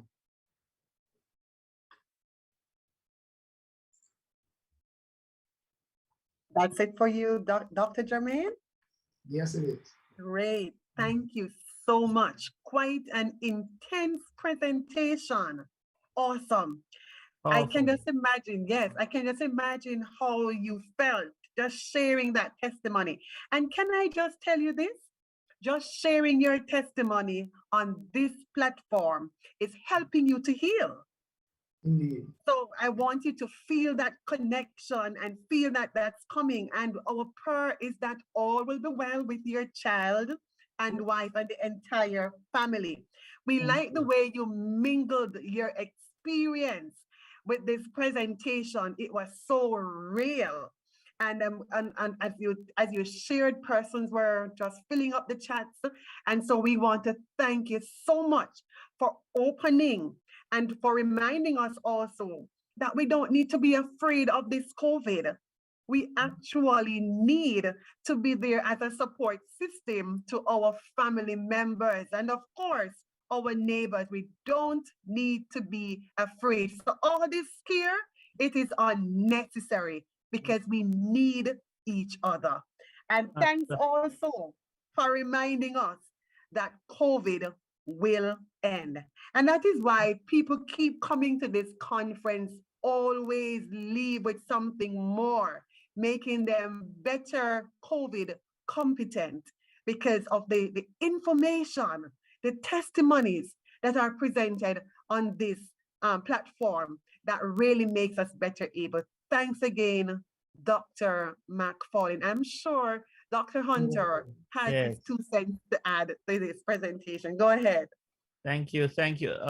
Brother Jermaine, my brother, I'm so proud of you. And well, I'm in solidarity with the experience that you had to endure, you and your dear wife. And I should say, everyone, you know, I'm proud because I actually taught Jermaine for a little bit about anatomy. He's really an amazing student and even a more amazing doctor and even a more amazing human being. And I must say, it broke my heart to see the struggles, the challenges that you had to endure during this 6th pregnancy. And you know, to God be the glory that all are alive. And certainly you won't have all answers tonight, you know, but as Faithlin said, just speaking the experience can help in the healing process. A bit uncertain why, because in a sense the protocols are there, but all 3 of you were positive. Is that right, Jermaine? You, your wife, and your baby, according to the test. Right, but the thing is, I had gone through that and I was more than 2 weeks beyond any positivity. So we had gone through that. And one of the things that really hurt my wife through all of it, she had no symptoms throughout, right? So she was there in isolation. She was said, okay, but I'll work with that, but can I be with my child? And she had to lay there and watch other mothers who were there hacking away, coughing all over their babies. And they were giving their child, and she was not allowed to have her child, despite she had 0 symptoms. And both of them being COVID positive. And both of them being positive. So what you're saying about protocols versus exercising common sense and exercising clinical judgment. it's just the world we live in. I mean, as I said, we won't have all the answers tonight, Yeah. but it certainly gives us cause to pause and to reflect and say, is there another way? Can we do things differently? But certainly I want to echo again, your experience in terms of the home environment versus a hospital environment and the healing power of home. I think we're going to have a hard problem going back to the norm. I think we're going to keep the new norm, because the home has really been, half of homes in Jamaica are actually working commercial spaces. Perhaps that's why our light bills have gone up, if you don't realize. Yeah. It's perhaps another utility company has realized that homes are now commercial, and so they have to be charged on the commercial rates. But that's just an aside. I'm not encouraging anything, but perhaps an explanation for the inexplicable. But the home is a powerful place, and I'm so happy that you drew that comparison between your experiences in a hostel versus when you came to our home. Mikasa Sukasa, my home, your home. Anytime, I'd be happy. Jesus, our Lord calls us to welcome those who are in peril and those are in distress, and we're happy that at that moment we're able to help to relieve the burden a little bit. And what's also interesting, Jermaine, how hospitals have sometimes been made to look like homes. For instance, you hear about suites, the Walter Reed, and the suites at the Walter Reed. A suite is like a home environment, and it's like an acknowledgement that a cold hospital square room is not necessarily the best environment for someone to start life. What say you? It's absolutely isn't. Even especially when it comes around birth, I've found, and this also, what I've found and what matches up with what research shows, that children that are actually born at home, they actually thrive better, they have less issues. Like now my son is having really bad colic up to now. It's gotten a little better, but really bad colic. Wow. And all the babies that were delivered at home, no colic. No, we have very little issues with them. And I point out to them that pregnancy is not a disease. And this is what the medical faculty in large part has treated pregnancy as a disease. But if medical practitioners were necessary for pregnancy and delivery, why do we have people on North Sentinel Island that has no outside contact? Right now in the world, just as when I was in the village, you have those women that are in the village that are those midwives who know what to do when a baby is to be delivered. Even the position in which women are delivered has been adjusted, not because it is the best position to deliver in, because it's most convenient for the practitioners. I had the pleasure of doing multiple home deliveries, and not one of them was the person was lying on their back. Right. I think there probably was one single one. Right. Medicine is certainly going back to its origins of but it's going, delivering care closer, right to what we were, delivering care at home at the origin. And I think we have more modern tools now. For instance, when you're at home, you could see the modern tools being applied. There's nothing to say that you can't have monitors and equipment at home. Yeah. So yeah. You totally can. And that's the thing. We can use technology to our advantage, not to replace the practitioners, and not to replace the relationship, but to enhance the relationship. And I also work in the technology area, right? And that has always been my thing. When it comes down to technology and medicine, it should never replace that human-to-human contact. It should only enhance us connecting. And we can utilize that to distribute care so much easier. Absolutely. Well, I know you're absolutely loving and doting parents, and an extent you have a family that's going to be there to show him love. So I hope and that the lack of bonding in the first 11 days will not be something that has any long-lasting impact. But I hope so. It's certainly we hope no one else has to go through that journey. It's a pleasure, continue to be an inspirational force for your community, your family, as you apply integrative medicine and home-based strategies to your practice. And certainly let's continue to keep in touch, and for listeners, please remember to click subscribe on the YouTube channel. But these are very powerful, real testimony, and this is a very powerful presentation from Dr. McFarlane. I just want for all of us to just take stock and look and ask ourselves, not necessarily have the answer, but ask ourselves a question. If this were us, what would we do? So thank you, Jermaine, thank you, and continue to be a part of our early home base series. Thank you. And thanks for the opportunity. Thank you. Okay. Thank you, Dr. Hunter. Wow, this sounds like round table talk.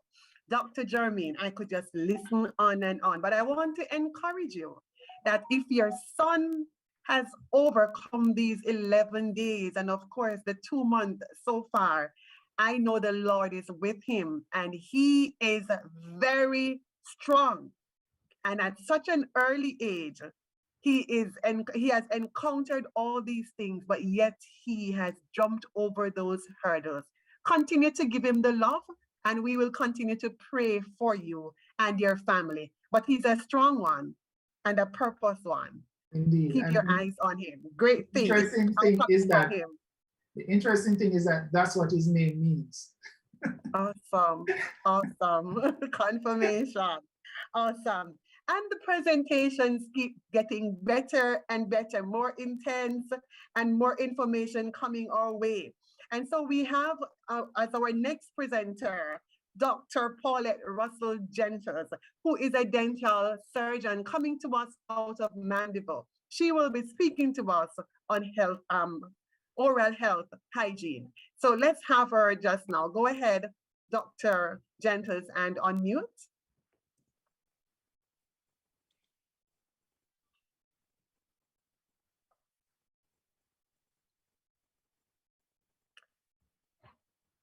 Give me a raised hand. Okay, yes. Great. Yes, I can unmute. Good evening, everyone. I just want to say that I have been so touched by the presenter before me.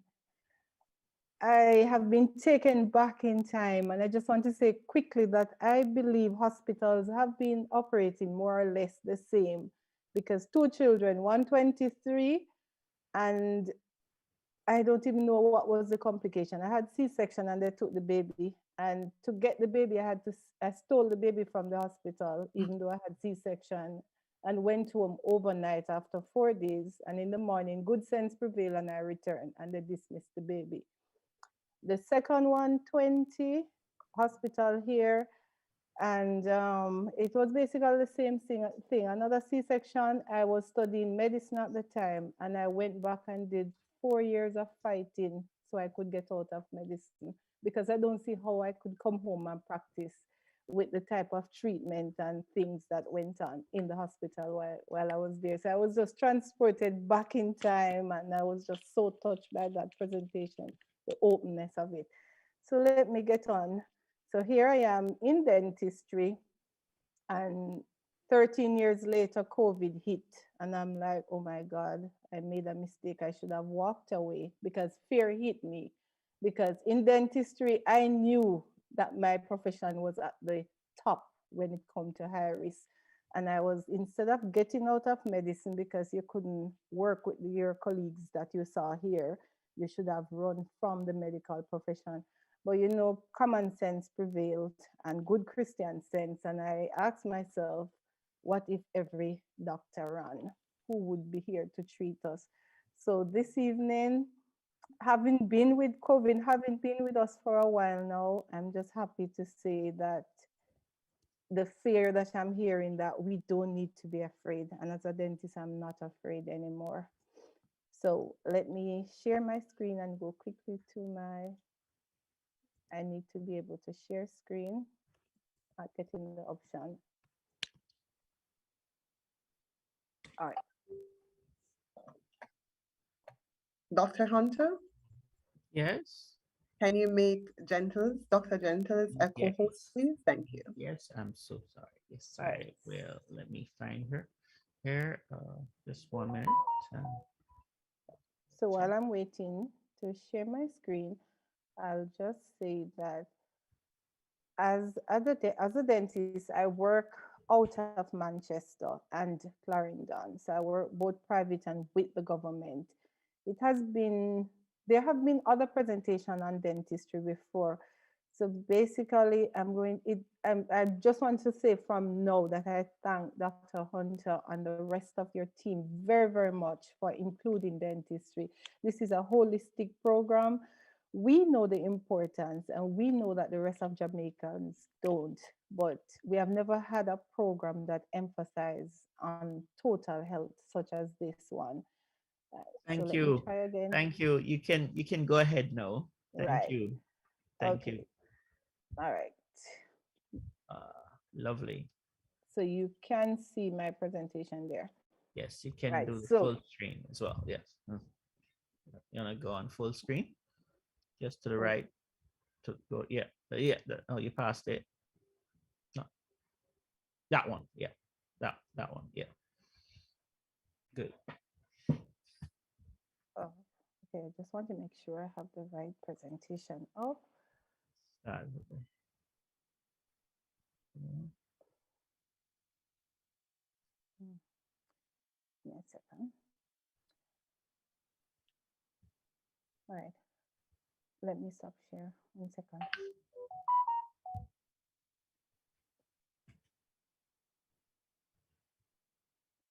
Just remind people to go on YouTube channel and also subscribe to the stream. Subscribe to the stream. We really need to get that YouTube figure up over 1,000 to allow these conferences to be self-sustaining. Right. All right. So this evening we're going to look briefly, I might go a little bit fast, on oral health and COVID outbreak. All right. So value of oral health. We cannot overemphasize the value of oral health. Oral health, or the health of our mouth, it projects a positive image. Not all of us sadly have a positive image. It assists us. It is that oral health is what we really need for social acceptability, self-confidence. It allows for normal oral function and improve quality of life. These are things that we cannot get along well in life without. So impact of dental health, how does it impact the rest of our health? Because the Bible said we are one. It's just one body. We cannot separate neurosurgery from oral health because it's one body. Ideal. Ideal basic oral health defined. That is where there is no decay with fully functional dentition. That means we're not losing a lot of them. They're not hurting, shaking. There is no decay with fully functional dentition. No gingivitis, that is no gum disease, whether severe or simple, no dental abscess, there's no swelling, no pain, there's no mucosal lesions or diseases with normal salivary function. So the mouth is not overly dry, nor there's a lot of saliva flowing because something is off there. What are the benefits again? We basically just looked at it, but adequate oral function that can facilitate nutritional intake. And nutritional intake is basically eating. Without proper eating, the entire body is out of good health. Prevention of pain and infection. It contributes to positive self-image, as we said, aesthetics, no bad breath, improve self-confidence. Again, so quickly, bacteria and dental health. As we see this picture here, I've heard it said in one of your programs that and I'm repeating it for emphasis, that the mouth is the place in the body that carries the most bacteria. The most bacteria. Choose any other part of the body you cannot find. And bacteria that are in the mouth, that are sitting there, that are very, very dangerous bacteria. but they are sitting there because things might not be so bad, they can't get access. But once access is gained, like there's gum disease, there's a cut, a tooth is taken out, they will gain access and they will reach that site where they are not needed and create havoc. And one of the things that I'm normally talking to my colleagues, which are medical doctors, when they ask, why is it that you put so much emphasis on dentists, and are bold enough to tell you nobody ever died from tooth decay, which is not really true. Because we're not looking at the complication. But just to say, what they don't realize is that after surgery, there are many, many, many millions of dangerous bacteria sitting in the mouth, waiting to go down into the bloodstream. And then they'll say the surgery was successful, everything was okay. I can't imagine. I can't even think of why the patient had sudden death. So just to put in that to show you how serious the connection with good oral health and the rest of our body is. Pathogens are bacteria. They gain access into the body's circulatory system through the oral cavity. It weakens the immune system and it increases susceptibility to infection. Proper oral health care immediately gives the required boost to the immune system and improves health. Right, bacteria and dental health. So we are emphasizing this enough so that everybody here understands just how serious it is when we talk about oral health. But we have what we call the bacterial plaque. All of us know what plaque is. I have a small picture here. This is just a picture of a tooth with just some yellowish substance there. The thing about plaque, it's not always yellow. In the first few days, just to say, plaque forms without any reason. 4 hours after brushing, plaque begin to form. It comes from the saliva, the bacteria, and if food is going to be left in the mouth, you're not brushing properly, flossing properly, then it just aids the production of floss. It's that sticky thing that is left behind on the tooth that you basically can brush off with your toothbrush or scrape off. So what it has, proteins, carbohydrate, and that is why it is a good field for viruses and bacteria, because it's a feeding ground. And we call it early bacterial attachment. And then what happens as a result of it being there, it produces a lot of acid. The waste product from bacteria is acid. There's enzymes, and all of that leads to inflammation. If you notice where the arrow is going here, how does that affect the mouth? So not brushing, allowing bacterial plaque to build up. What does the bacterial plaque do? It feeds bacteria and viruses and anything waiting there to be fed. Then they produce acids, enzymes, and the acid enzymes set off an inflammatory process. It gives off the products for that. What that leads to is decalcification, softening up of the enamel. Softening of the enamel, creating holes in the teeth. Inflammation creates infection around the gum, which leads to gum disease. It doesn't stop there. It is circulated in the body while we swallow, eat. If there is a cut, as the gum becomes diseased, it has direct access to the blood, because the pinkness of the gum is not coincidental. It's pink because there's a lot of blood vessel there. So there's a lot of entrance to the rest of the body. And just to show some comparison, oral disease and systemic disease. By systemic oral disease, just what is affecting the mouth, gum disease, decay, right? While systemic is our high blood pressure, diabetes, heart disease. It's affecting the rest of the system. Periodontal disease or gum disease, that's the advanced stage when everything is being affected, the bone, everything, the tooth become loose, right? That will affect person, just an example, persons with diabetes. It leads to poorly controlled diabetes. And poorly controlled diabetes worsens periodontal disease as well. So one way there are times where the training that I have in medicine comes in very handy, because I know some persons, they just want to get a tooth out. So when I ask, do you have any sickness? They'll say no. When I go into the mouth, I'm literally looking in the mouth to pick up anything that is happening.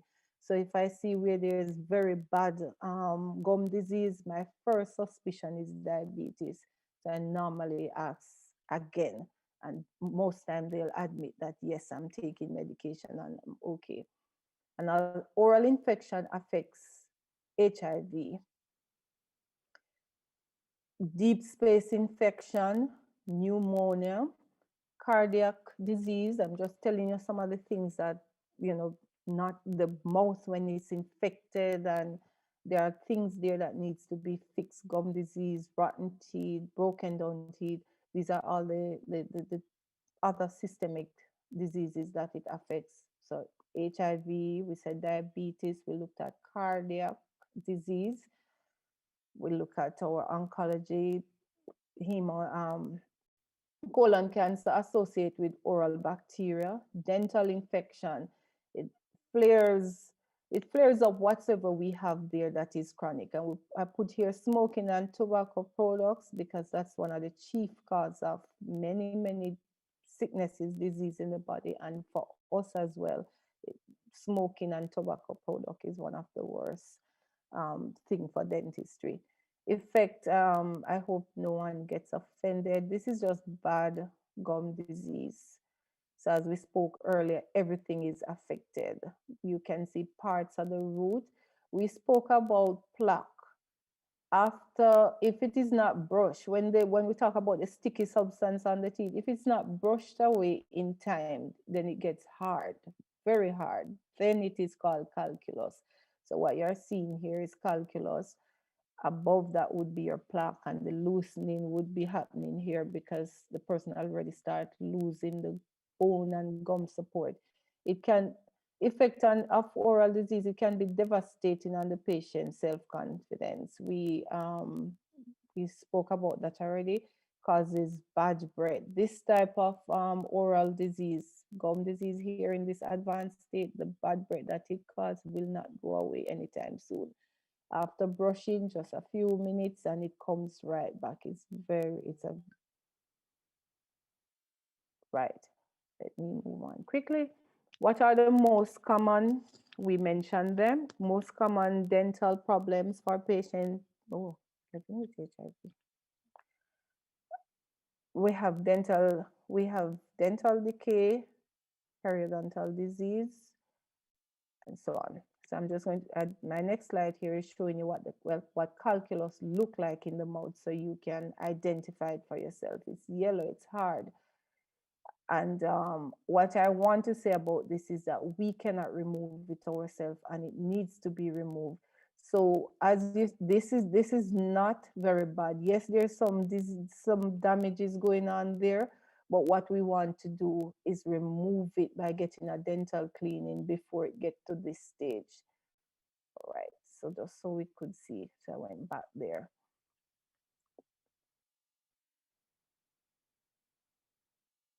We've mentioned this already, that ideal basic oral health, no dental decay with fully functional dentition. I'm just going to move right on. Factors affecting access to dental care. Why is it there so much? We have up to 60 to 90% of our people suffering from very, very bad oral health, gum disease, decay. We have lack of insurance, limited financial resources, shortage of dentists trained, willing to treat HIV patients. 1 second, I'm just going to stop sharing for a little while.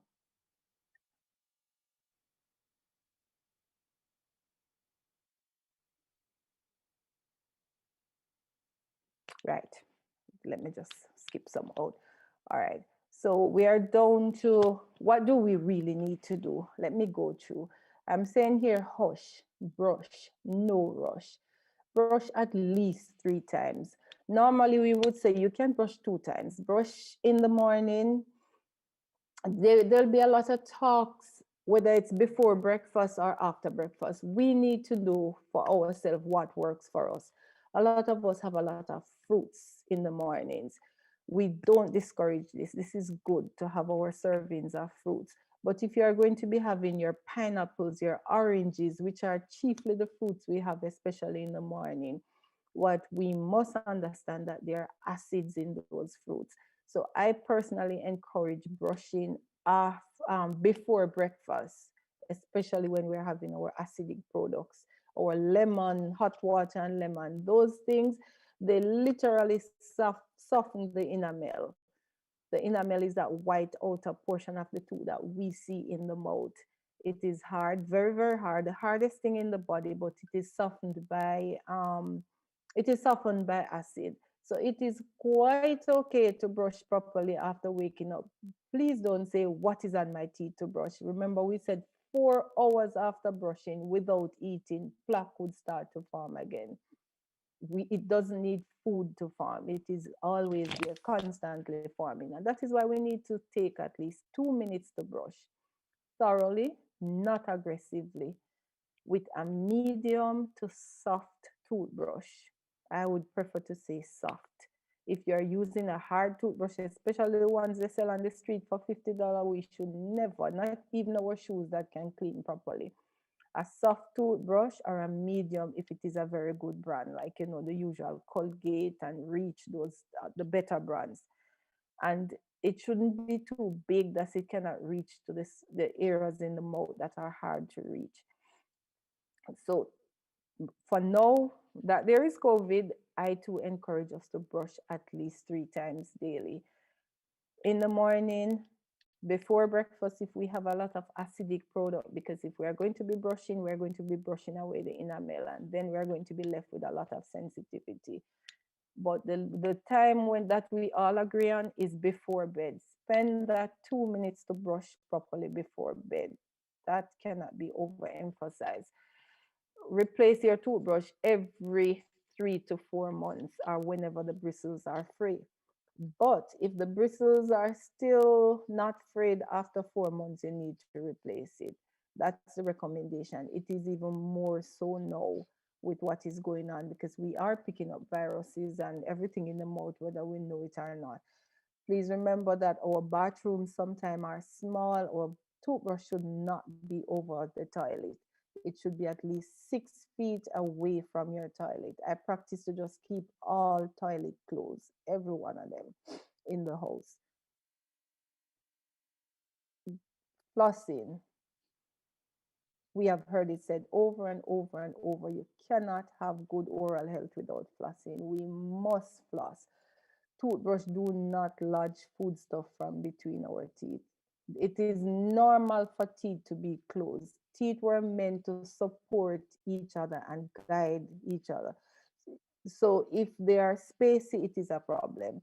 So don't be too vexed because the teeth are so close and we have to be flossing. They were meant to be that way. They hold each other in space. The minute you lose one, you will see that the other one is drifting, growing, and everything. So flossing, the regular old string floss that you put around your finger, please don't waste a lot of money on all these fancy little things that you put there. You just cannot use them effectively as the regular string floss. And because the floss is just about $200 per pack, have your floss. Put one beside the toothbrush, because we must floss if we want good. Brushing to me helps a lot to prevent cavities on the outer surface.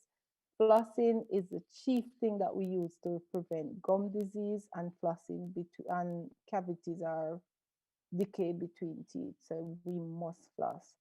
We have right way. We can look it up. Everything is on YouTube. Just make sure we are flossing everywhere and we're not just going in and out between the space, but we are hugging the sides of the teeth and going below the gum. It doesn't hurt. That's easy. Swish and rinse. this is where this part is interesting. Swish and rinse. This is where we're talking about mouth rinse. Mouthwash, it flush away and it loosen food stuff. Well, flush away loosened food stuff. So that is why we should be rinsing after flossing. There are things we can use. So if we have no Listerine or anything in the home, we can make our own mouthwash. We can use warm salt water, which I normally say it's also very good for cut bruises after extraction at 24 hours, of course. So it would be a cup of warm water with a teaspoon of salt. Same thing that you're using to gargle the throat, right? Non-alcoholic based mouthwash. Nowadays, we're not even saying non-alcoholic anymore because with COVID, the alcohol in there actually helped. We should be using our mouthwash at least twice daily, especially at a time like this. It kills the bad bacteria in the mouth. There's fluoride in it that helps to harden teeth. Let me cut that off, sorry. And mouthwashes now, we're looking at chlorhexidine mouthwash. It actually is good.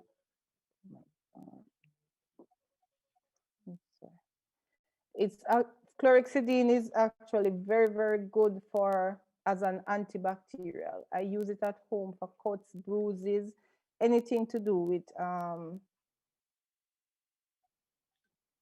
please tell him I'm on a presentation. Anything to do with bacteria.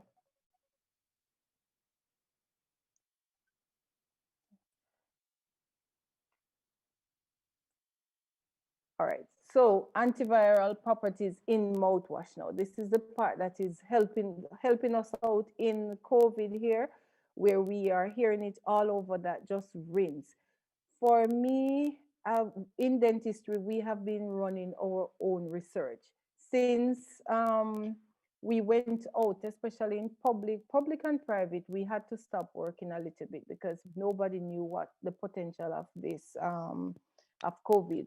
So we came back maybe after about 2 months, cautiously using hydrogen peroxide rinse. So every patient would get that to rinse the mouth.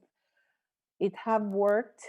We continue. Right now, we're doing basically all treatment, but our mouthwash is still hydrogen peroxide 3%. Sometimes it is said that it should be 1%, so we should be diluting. I've never diluted. I've used the 3% for the past 2 years. Basically, COVID have been around. I check the mouth because the danger they're saying, if it is too strong, then it would be causing damage to the tissue. We can know when something is too strong for our mouth, especially sometimes we use some mouthwash and we find that there's slushing of the cheek, the mucus lining of the cheek literally is coming off. So far, I haven't seen any. And we are now back to doing fillings, cleaning, whatsoever it is. I have had cases where I used my mouthwash, I went in, I did surgical extraction. That was something I feared. I normally tell the patient, if you need a surgical extraction in the beginning, I'm putting you on antibiotic. It cannot be done.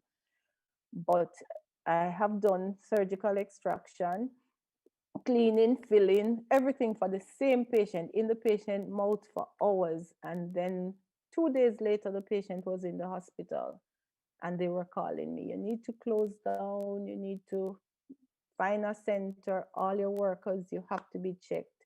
There's somebody that is critically ill and she just came to you and she said you spent hours in her mouth.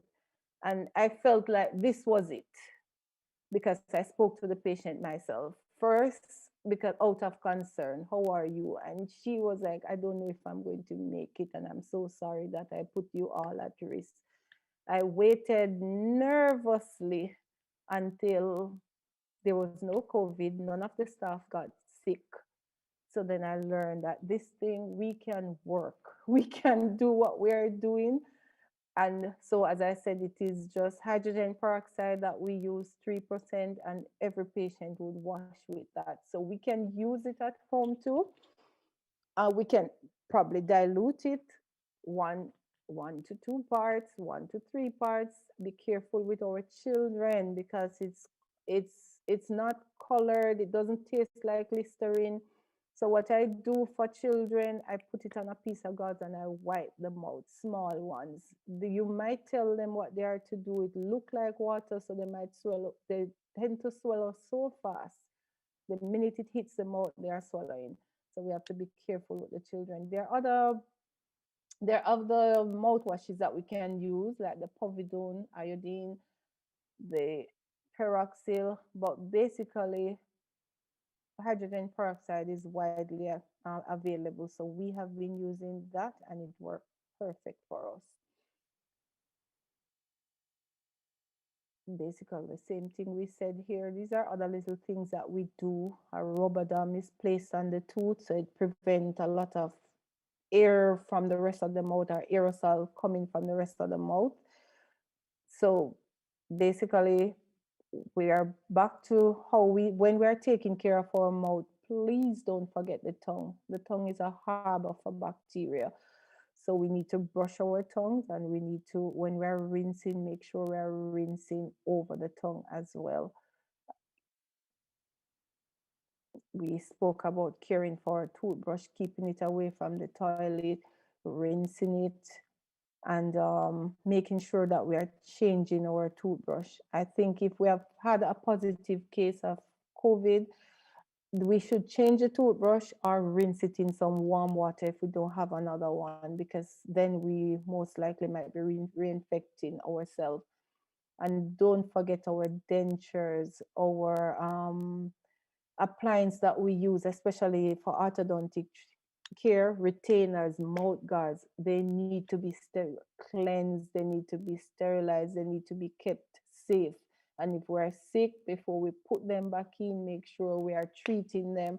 I would say put them in a little mouthwash after you clean them, let them soak in something, even plain warm salt water before we put them back in the mouth, to make sure we are not reinfecting ourselves.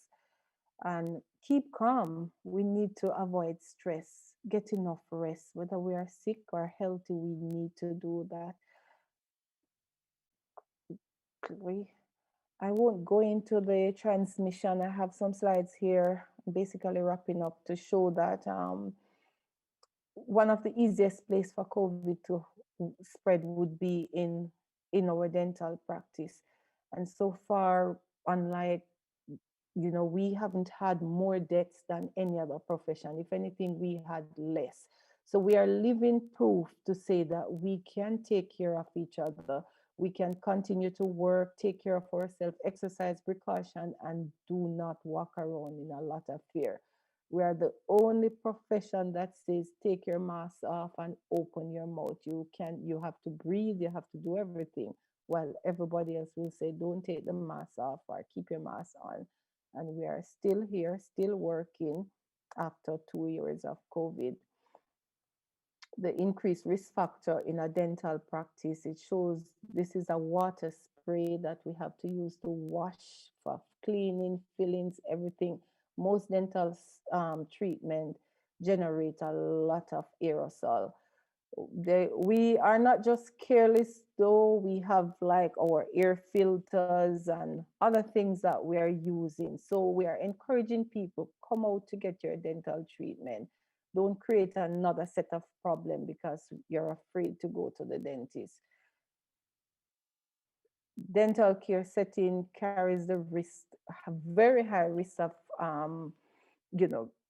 COVID infection. That was 2019. Many large country, first world countries shut down. We did not close our doors in Jamaica. We went emergency only for only 2 months. And since then, we have been back out working, serving both public and private, and everything basically is okay. We have lost a few persons, but not to say they caught it in the dental clinic. Persons interacted, came in sick. I think I know of 2 persons, maybe 3, right? just showing you how we go about it. We normally wear a lot of PPEs or personal protective gears. Now, most of the time you see us, we look like we're from out of space, but it is working, and so we can continue to treat you. So basically, we do things a bit different. If there's a hole in the tooth and we can use hand instrument to clean it out, we will, rather than use a lot of aerosol generating things. Aerosol means it's spraying a lot of air and water. And we do what we call forehand dentistry. This would be the dentist working and an assistant is standing right there with what we call a high-speed suction, trying to catch as much of the aerosol or air and water that is leaving from the patient mouth. So dentistry being one of the highest risks that you could face as a profession in COVID-19, we are serving, we are embracing people, and we thank you very much, Dr. Hunter and your team, for including oral health in your presentations or programs. So we just want to say thanks to everyone, and ask that we remain relaxed, even with the new strain that is coming up, exercise precaution, but remain stress-free, because if our dentists are surviving and serving, then everyone can. Thank you very much. And thank you too, Dr. Gentles. Quite an interesting presentation. And of course, thank you so much for reminding us that we need not be afraid. You who have been exposed to all the bacteria coming from the mouth, you are a testimony that we don't need to be afraid of persons who are actually COVID positive. I believe together we can. And the information that you continue to share on this platform, these conferences, just make it better for us, and also to alleviate the fears that a lot of us has when it comes on to persons who have COVID. Thank you so much, Dr. Gentles, for sharing that wealth of information with us. And we know you're going to get stronger in the profession, and things are just going to get back to normal. Thanks again, Dr. Hunter. I see you waiting to add your 2 cents. I'm just over the moon. How comes half of the dentists are not dead? You are going where the virus is. Why? How comes? It's very important. Oral hygiene and how being disciplined with oral hygiene. I just love this presentation for so many reasons. Oral hygiene is powerful. It's no joke. And here it is, Dr. Gentles is telling us after 2 months. By the way, Dr. Gentles, I didn't close at all. So that's I'm a little 2 months ahead of you. But, I didn't get COVID until a year later after treating a colleague directly at home.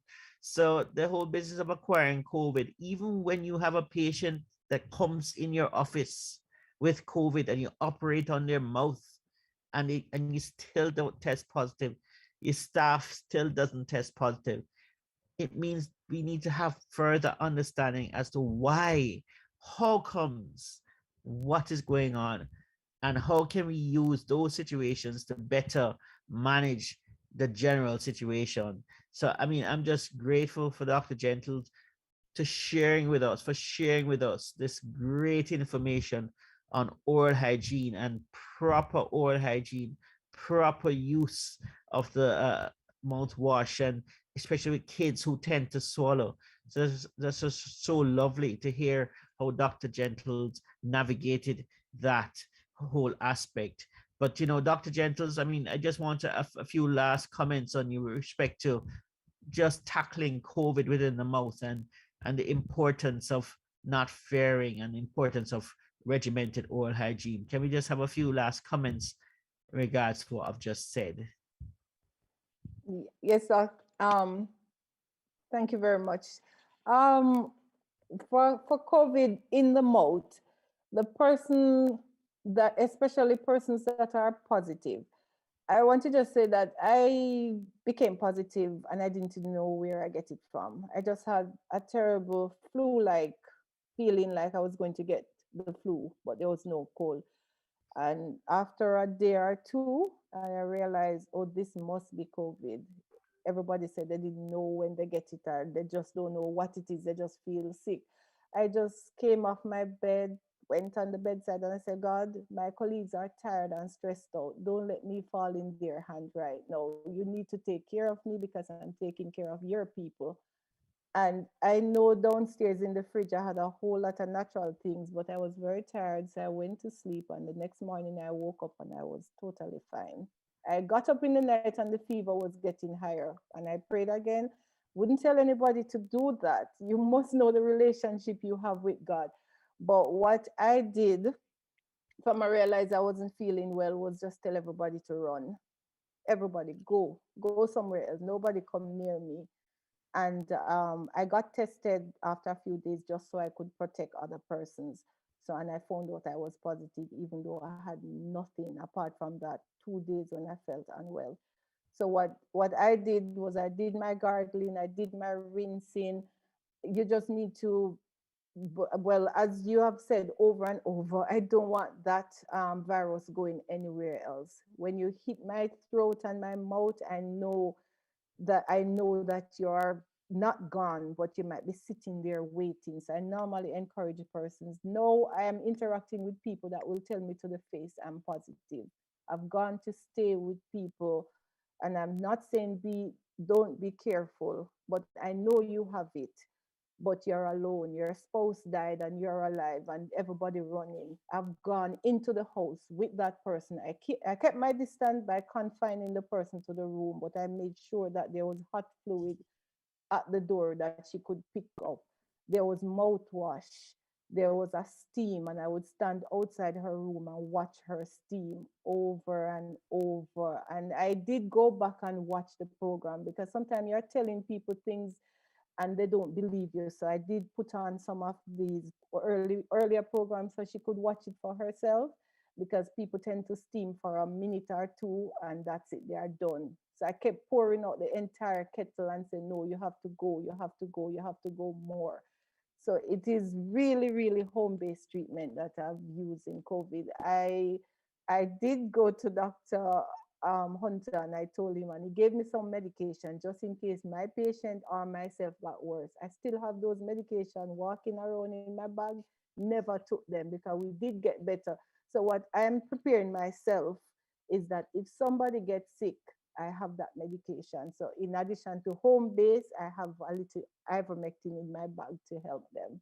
But the first line of defense is regimented oral hygiene. That's our wall, our uncompromised wall. Regimented oral hygiene, steam, awareness, immediate attention to your symptoms. Beautiful. Thank you so much, Dr. Hunter. And thanks again, Dr. Gentles. Awesome, awesome presentation. And as I said, as we hear from these different presenters, it just makes us a bit more, I wouldn't say we should get relaxed, but it just makes us more competent, and for us to realize that when we alleviate the fear, when we stand tall and face COVID with our early treatment, with the support that we need to give one another, we come out as champions. And so I want to encourage you from the dentist standpoint, practice good oral health hygiene, top in fighting COVID. All right, thank you so much. And we have another interesting presenter in the pipeline for you. So coming to us at this time is Mr. Andre Duncan. And Mr. Andre Duncan is a senior registered physiotherapist, and he practices here in Kingston. I must tell you that he's a very active individual, riding all over Kingston, getting up early every Saturday morning, 5:30 a.m. to go and play football. And of course, he enjoys running. No wonder why he is a physiotherapist. And I'm sure he's going to take us through an active presentation tonight. Welcome, Mr. Andre Duncan. Good to have you on this program to share with us. Good evening, Over everyone. to you. I'm elated to be here tonight. This is my second presentation, and I just thought that just listening to everybody in the comments, it actually brought me to a place where I need to expound on some of the things that I brought up. But some of the points that I made earlier are very important. Meaning last presentation, very important, and sometimes you just have to repeat it until it becomes a part of us. And the previous presenters actually said a lot of very important things that we tend to take for granted. And we just have to really go back, revisit the drawing board as it relates to some of these practices. All right, so now I'm going to go into my presentation. So if the early intervention works, it does work. And I'll be covering a few things, kind of explain what is cardiopulmonary physical therapy, going into the diet, exercise program, equipment which are needed, especially if you're going to manage, going to start early management at home, prophylactic physical therapy, and COVID pneumonia, as well as long COVID rehabilitation, which has been a burning topic. Okay, let's move into it. Now, okay, yeah. Now, cardiopulmonary physical therapy is an area of physical therapy that specializes in the prevention and rehabilitation of, hold on, I can't see. Okay, hold on a sec. Yeah. Oh, my screen, I can't see. Okay, there we go. Oh, no. Okay, so it's cardiopulmonary physical therapy is an area of physical therapy that specializes in the prevention, rehabilitation, and compensation of clients with disease that affects the lung and the heart. You have a wide variety of conditions such as chronic obstructive pulmonary disease, asthma, bronchitis, bronchiectasis, emphysema, and the list can go on. Hypertension, and the new kid on the block, which is COVID-19. I'm having trouble. Okay, I'm having trouble skipping through. Okay, good. Now, the very building block of life is our actual diet. Very important. And if you recognize a lot of persons who are dying are said to be obese, and what causes this? Obviously, poor diet. Our kids these days have been living in front of the television, eating late, just studying, and they're not as active as they used to be. And because of that, we've seen a climb in diabetes, hypertension, and a lot of these non-communicable diseases that we never had as children. So one of the things that we can do is start increasing our water intake by substituting water for juice, right? So remove the juice, put in more water in our diet. We want to reduce the sugar, even through our cooking, through eating sweets, candies, from the children perspective, you want to remove all the sugar and carbohydrates such as bread, anything that would do. We want to limit those. We want to increase vegetable as well as selective fruits in our diets. Some fruits are very high in sugar, such as like mangoes, bananas, etc. And we know we're very stressed and we tend to lead towards drinking alcohol and even smoking. But we know that these are things that increase risk factors for certain conditions such as atherosclerosis, and right now is just not the best time to be admitted at any hospital at all. Now, the evidence is clear that obesity is a risk factor for severe COVID-19 disease and death. An article was presented by the American Study of the University of North Carolina and was published in May 17, 2001. It states that having a BMI greater than 30 is said to be obese, which increases the risk of being admitted to hospital with COVID-19 by 113%. It also increases the percentage to 74% of persons who get admitted will be going through intensive care, and dying 48%. Now, England Public Health reported that similar numbers for mortality with the risk of death for COVID-19 increasing by 90% of BMI over 40. Now, this is clear evident that being obese is a big risk factor for not only just not just dying, but a lot of the population will die just because of obesity if not treated well, as well as just contracting the virus. Sorry, excuse me for that. Right. No, it's on ourselves to to do what we can do to ensure that, you know, we are stress-free and we do what we can do to reduce the buildup of, you know, fats, and, you know, we don't want to become obese. So we want to take stuff on such as like stretches, yoga, Pilates. Those help us to be very relaxed. Stretching exercise, we want to do general or target exercises. And we speak about like target exercise, we speak about like strengthening the abdominal muscles. Now, the abdominal muscles are very important in producing an effective cough. That's where the cough is generating the abdomen. So having a strong abdominal muscle gives you a clear advantage in, you know, clearing of secretions, you know, if you were to contract the virus and have respiratory illnesses which may develop into a pneumonia. Now, cardio or aerobics, you know, very important in terms of, you know, having a more high a better immune system, a stronger immune system, you know, with a very high metabolism,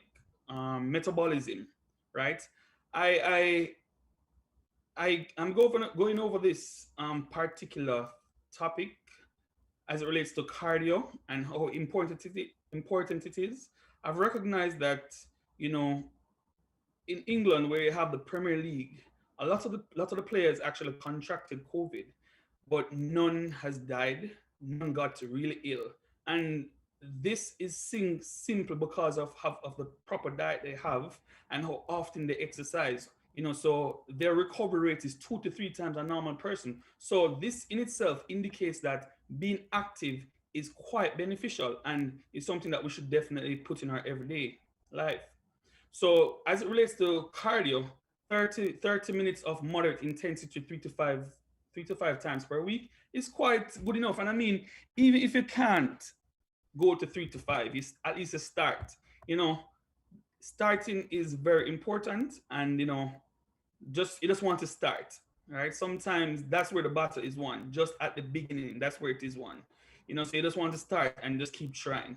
And I mean, you have different persons who may influence you positively to start. If you work out in groups, meaning family members, then you may be able to, you know, overcome the issues of fatigue or issues of, you know, being unmotivated, you know. So it would be good if you could do that.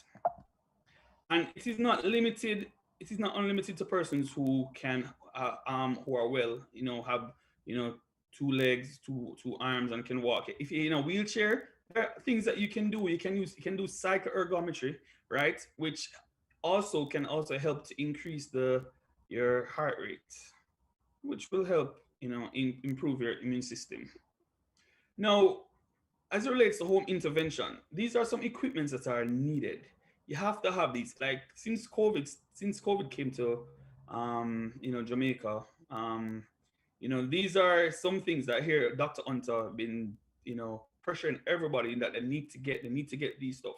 You know, the pulse oximeter, very, very important. And if you know the normal values, you'll be, you know, you won't be as stressed even if you were to contract the virus, right? So incentive spirometer also very important. Little device that is to the right. It's basically a breathing device that it gives you visual cueing in terms of how much oxygen it can pull in at any given time. And, you know, sometimes when we're asked just to do some breathing exercises, you know, when we don't have a device or anything in front of us to do, we just, you know, we probably won't do it. But having a device like this allows you to, you know, it's like a competition. You set the level that you can actually go, and as you continue and you practice, you then improve with time, right? You know, it's also good to have your blood pressure monitor, your steamer, your nebulizer, your thermometer, and your GMR machine for persons who have diabetes, because you want to always be on top of the ball. You don't want to be playing catch up.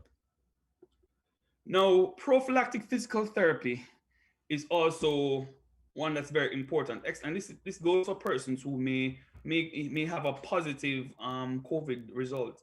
And of such, they probably start worrying and everything. But, you know, just to be proactive, it would be good if these guidelines are very important. You know, you continue to moderate intensity of cardio exercises, whether it be riding, whether it be running, whether it be swimming. You know, you take your time and do your exercise, because at the end of the day, it will benefit you. You want to do your breathing exercises. you want to do SMIs. SMI is sustained maximal inspiration. When you do SMIs, right, you basically open the lung, take a deep breath in, the lung open, ribcage push out, and it allows the entire lung to be aerated, right? And then you can have to use the, if you want like, for visual cueing, you can use the incentive spirometer as well as a PEEP.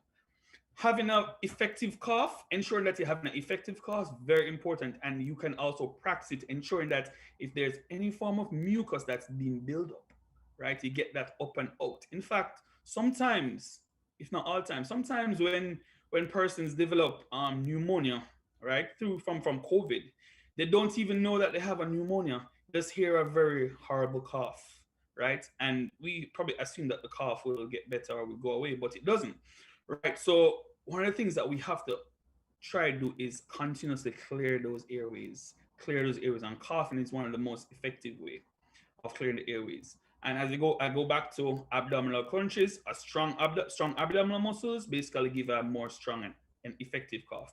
And all this will help you to maintain a good bronchopulmonary hygiene, which is very important, because what happens most of the time is when you have a pooling of mucus in the lung, what happens is that it's the perfect environment for bacteria and viruses to grow and to proliferate, right? So they just grow and multiply, and it develops from a simple cold to probably a LRTI, which is a lower respiratory tract infection. The lower tract infection develop into a pneumonia, and that's where the problem is. So if you do have, you know, a physiotherapist or somebody who, Dr. Hunter, your doctor, that is that specializes in it, it's good to ask all the questions that we're all here. Now, as a COVID pneumonia. Now, unlike other pneumonias, COVID pneumonia affects both lungs. A lot of times we see these in the hospitals where persons may come and, with pneumonia, and we look and see, it's, you know, bits of streaks on the X-ray films. And, you know, it's just one side, but COVID pneumonia, it affects both lungs, which then leads to inflammation of the alveoli. And once the alveoli is inflamed, then you're going to have problems with gaseous exchange. You're going to have problems with air passing across from the lung itself into the blood vessel. And that's where you're going to find out you're going to start having shortness of breath and dizziness, etc. This causes a buildup of fluid in these areas, in these small sacs. Small sacs. Right. Now, one of the techniques that is quite effective with draining off the mucus from the lung is something called postural drainage. If you look at the images to the right, you would see the different positions that the persons are in. You can see where the person is lying down. But if you look at the red dots above, you notice that that's basically indicating what area of the lung that is being drained, right? So if you look at the different pictures, you see the different areas of the lung that's being drained with the different positions. And as you can see on the left-hand side, the lung has several segments, right? Which basically is specific in terms of which pattern or which position that is needed to drain each segment. Very, very important. There are some other techniques that we use to help facilitate the evacuation of mucus. And the other technique will be manual chest percussion. Now, manual chest percussion, Dr. Hunter used to refer to it as cupping, which is basically holding your finger, your hand rather, in a very dome shape, right? And what happens even if you try it in your chest, you could push it in your chest. Listen to that sound. You're supposed to hear like a hollow sound, right? Versus slapping. Slapping is significantly different. Now, if you were to slap to percuss an empty jar or barrel, what would happen is that energy would be transmitted through the barrel itself and literally unstick whatever is on the lining of the barrel itself. So it's similar thing happening through the lung. The lung is quite hollow. So as you percuss, the energy is transmitted from the hand through the space here, right, through the lungs, which then helps to unstick the mucus from the lining of the lung itself. This basically is used to mobilize secretions, which then, with mobilizing the secretions, you expectorate the mucus, or you spit out the mucus, which will then increase the lung capacity which should then increase improve gaseous exchange and improve bronchopulmonary hygiene. It is most effective when combined with postural drainage as well as deep breathing techniques. So think about this. If you place an individual in the seated position, right, we're going to try to drain the upper lobes. So if you put in the seated position in the slightly recline, right, and you ask the person to take a deep breath in, that deep breath that the person takes opens up the airway, right? Opens up the airway along with the percussion now. Then the airway is open, they're already in the position, and the percussion just basically help to dislodge mucus from the lining, therefore moving it from the smaller airways to the large airways for it to be coughed up easily. And this is a technique that, you know, is used and it has been effective for years, right? Now, there's another technique, you know, mechanical vibration. Now, mechanical vibration is quite effective as well, because some cases, in fact, with COVID cases, really bad COVID cases, persons tend to have a very thick secretion, very, very, very viscous secretion. And it is one of the biggest problems that we have to evacuate those secretions. Percussion alone will not help, right? It will not help, because guess what? We do have things such as that are called mucus plugs. And these plugs are very thick, and the only way you can get them up is by breaking the bonds. So the vibration increase movement of the vibrated mechanism helps to break these bonds and make the thick mucus less viscous. So therefore it can be expectorated easily.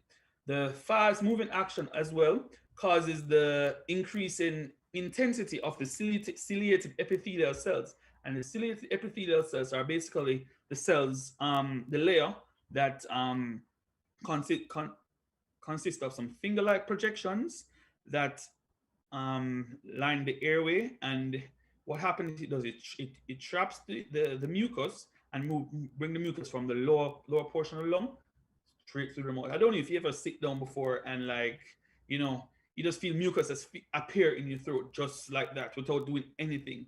And that's actually the action of the ciliated epithelial cells, bringing the mucus to the surface.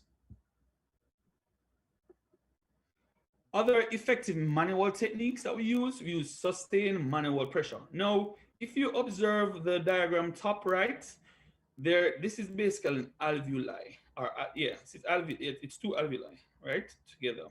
Now, the air normally passes through the lungs, goes through the alveoli, and around the alveoli you have small capillaries, which blood vessels are called capillaries, that basically the air would basically diffuse across the capillary. The air would diffuse across the capillary into the blood vessel, into the bloodstream. But what happens is that sometimes with the mucus buildup, this area is blocked.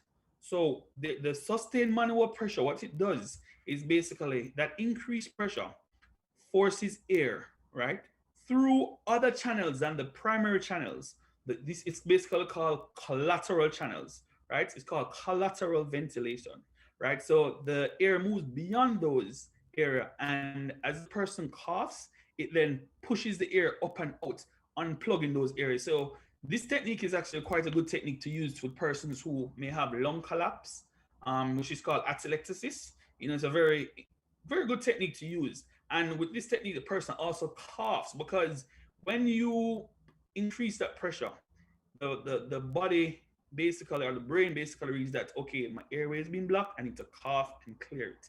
And that cough, that powerful cough, helps to clear that airway. And it's also used to, as I say, facilitate of reinflation of the collapsed lungs. You have another technique that we call intercostal stretches. We basically pull down on those intercostal muscles, which are the right, bottom right. So you pull down on those muscles, and the muscle react by, the reaction of the muscle is rapid contraction. As the muscle rapidly contracts, it causes the chest to, the rib cage to move up and out, therefore increasing moving air into the lungs. All right, and this often causes coughing. So this is also another technique I use quite frequently with my patients. You know, these techniques are really good. and I find them very effective. And I mean, another thing before I even move along, you cannot be afraid treating COVID. I mean, you have to take whatever precaution that you have to take, whether it be you wear your PPEs, you don your duff, in your proper PPEs, But you just have to do the best that you can do, because at the end of the day, remember, it's someone's life that we're fighting. We're fighting for the person's life. It's not just oh, just treating her and move. No, we're actually trying to save this person's life, right? And so therefore, each treatment session has to be very personal. And you just have to just give it best straight off, right? I mean, when you're tired, and you need to make that be known. But at the same time, you give your absolute best. Now, after what's life like after COVID?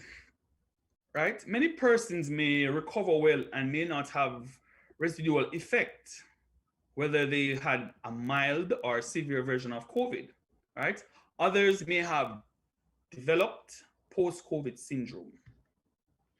Now, what is post-COVID syndrome? Post-COVID syndrome is also called long COVID syndrome. A lot of persons have been talking about this particular topic.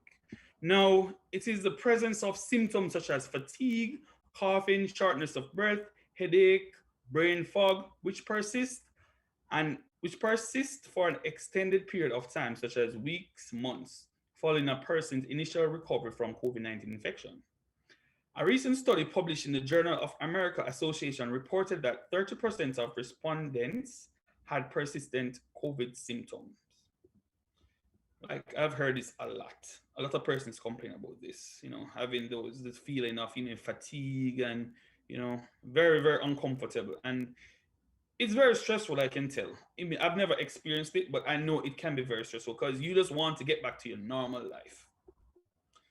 Now, what can be done at this time?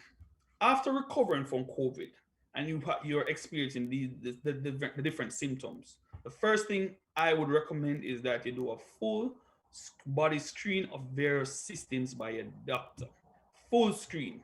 Because at the end of the day, you want to find out the issues that you have, and can the issues that you have be addressed? How do you address them? What are the best routes? What are the best things that you want to do? All right, so some of the areas that we definitely need to investigate is the cardiovascular system, the nervous system, respiratory system, and the list can go on, right? Second, you want to address the various abnormalities that you might find after the screen. Is you want to address them by whether through dieting, through rest, as one of the previous presenters had spoken about sleep. Very important. Sleep is very important. Or drug therapy.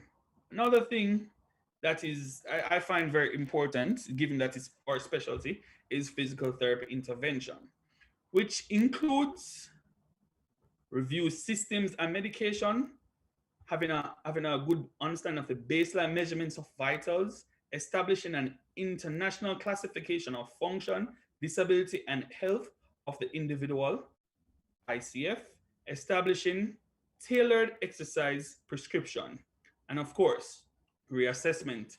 After going through all of that and you've improved, you have to reassess so that you can continuously improve. Now, review system and medication. Why would we review system and medication? Now, as a physiotherapist, a lot of persons be like, why would a physiotherapist be reviewing system and medication? Okay, let me tell you why. Now, when we see our patients, right, we see our patients as a whole, not just a condition, we say as a whole. And the thing is, if the person have a condition that does not necessarily relate to physio, it in itself still can affect how the patient is rehabilitated or how the patient is managed. Example, a patient may come to us with, say, taking a medication that make them quite drowsy or sleepy. All right. So when we see them, all in our mind is that, okay, this patient doesn't want to participate. This patient is not motivated and stuff like that. We'll probably try to do things with them and it may cause them to hurt themselves, falls, etc. So you have to have an understanding of the medication and the system that are affected and medication that a person are on at the same time, so that we may be able to give quality care. And I mean, if we're not sure, there's always Google. The internet has so much information. So if we need to do that, we do that. There's no shame in the game. It's all about learning and growing. Okay, so at the end of the day, you want to set a baseline measurement, right? When we see these patients and we say, okay, we're going to try to get this patient to recover from long COVID, we have to get baseline values of the vitals. And the vitals are very important in terms of what we do, because at the end of the day, you know, if the person have a very high pulse rate or saturation on the floor and we try to push them, then the patient might literally just collapse right in front of you. So we have to have a baseline measurement of vitals so that we can know, say, okay, the person's at this, and we're going to use this to say, okay, over a 3-week period, the person might improve, and we're going to go back to the same baseline measurements to make references to, okay, the person improve or not improving. Is it working? Is it techniques or whatever? Are the techniques working? Should we try a different approach, etc.? But you need the baseline information. As you can see, the normal rate parameters for the various vitals and the abnormalities over to the right. Now, what is the international classification of disease and health? Right, it's called the ICF format, right? Now, oh, sorry.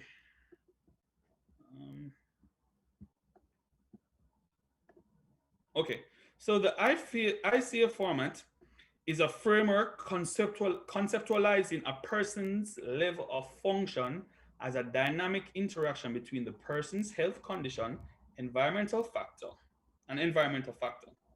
right? Function and disabilities are on a continuum and are described in terms of body structure and body function, impairments, activity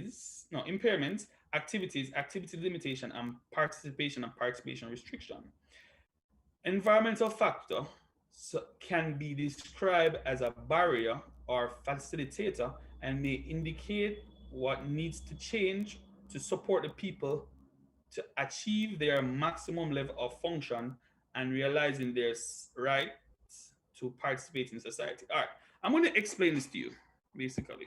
Now, with the ICF format, I'm going to skip and move into the next thing. But yeah, with the ICF format, what it does, is that you, the person who has a condition, right? You say you have COVID and you're at home. Now, given that you're at home, how can we help you to adjust, given that now you have a condition and there's certain things you can't do? You probably can't walk from the bedroom to the kitchen. It might seem very short, but you can't. So we have to basically find a way to use your environment to create programs that will gear towards you recovering, not only just recovering, but recovering in a way that you'll be able to continuously function effectively in your environment. All right, here's an example. This is just basically a table or a diagram rather that, the ICF format. Now, health condition. So we're going to talk about COVID. COVID is the main thing that we'll use. So COVID is what would come under health condition, COVID. Now, under body structure and function, other example that I'm going to be using is, say, the cardiopulmonary system and the musculoskeletal system. Now, because of these problems that you might have with the cardiopulmonary system and the musculoskeletal system, chances are you will have reduced endurance. So with reduced endurance now, it will prevent you from doing small activities such as probably submaxal activities. So even just walking from the veranda to your bedroom, very hard. Even walking from your car to your gate, very hard. So small activities will be significantly affected. Your endurance significantly affected, right? And because of your endurance being significantly affected, then you can't participate in your regular activities. So for example, using myself, say I contracted COVID and was going through long COVID syndrome, right? And my endurance was significantly affected. No, I would not be able to participate in football at all. So my participation outside my home will be affected. And this can go right across the board, not just football, but it can go to your just general interactions with your friends outside of your house. Now, when you go down to the bottom there, you see environmental factors. Now, given that you may live in a two-story house, or may even live on a hill, and you may not drive.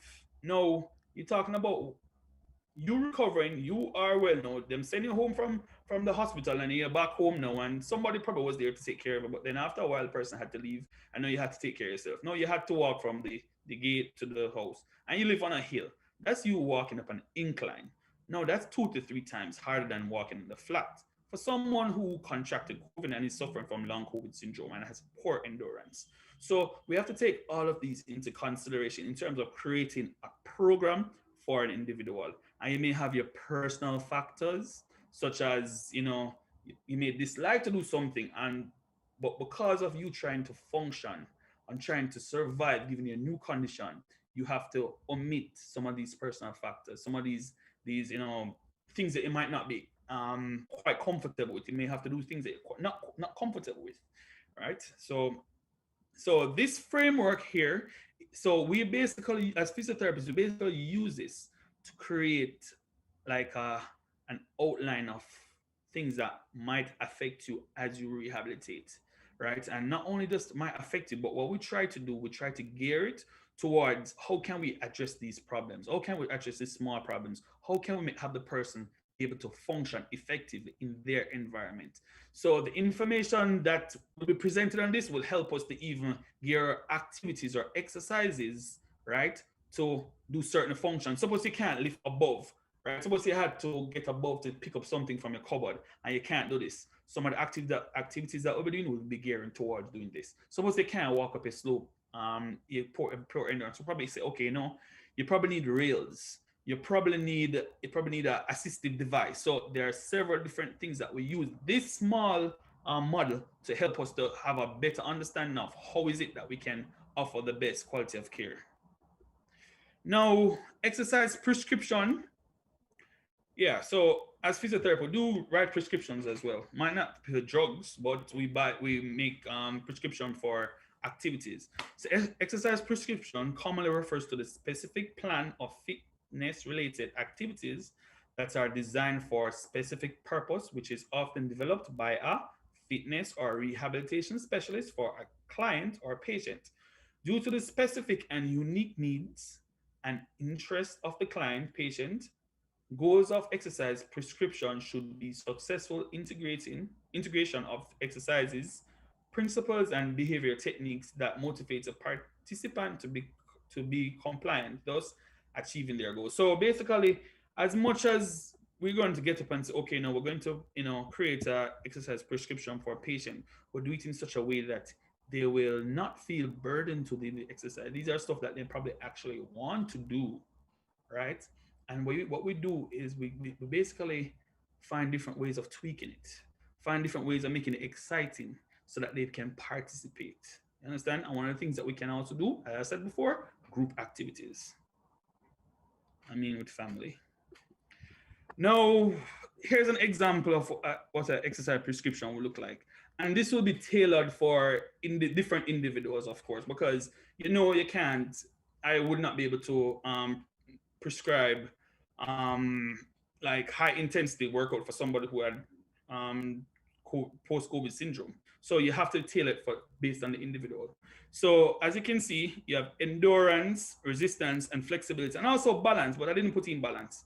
As you can see, 5 times sport. This is what it would generally look like. So it have the type of exercise, the frequency, the intensity, the time duration. All right, and see the example here: vigorous walking, jogging, swimming, hiking. Right, and let me tell you, as it relates to somebody who have like long COVID syndrome, obviously you will not be able to do long walks. We take our time, walk in small boats, take a break, you walk again.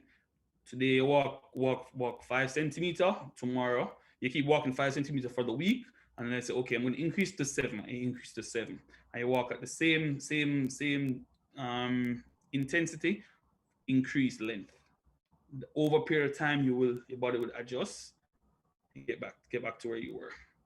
All right. Here's one of the things that one of the ways we can test endurance, and not just test it, but you know, it will help us to have a better understanding of what's going on with the individual. Now, fitness can be measured by the volume of oxygen you can consume while exercising at your maximum capacity. VO2 max is the maximum amount of oxygen in millimeters one can use in 1 minute per kilogram of the body weight. Numerous studies show that you can increase your VO2 max by working out an intensity that rises your heart rate to between 65 and 85% of its maximum for at least 20 minutes, 3 times a week. Right, so you see, at least 3 times a week. But at the end of the day, if you want to improve, the heart rate has to improve, the heart rate has to increase, right? And you have to be consistent in terms of how often you exercise and the time. Yes, we always recommend, you know, 15 to 20 minutes, but in long COVID cases, it might be a little less until the person improve. Then you can also increase the time and intensity. All right, here's a test that we use to, you know, identify, you know, the intensity of the individual, how hard the individual can go. We call this test the 6-minute walk test.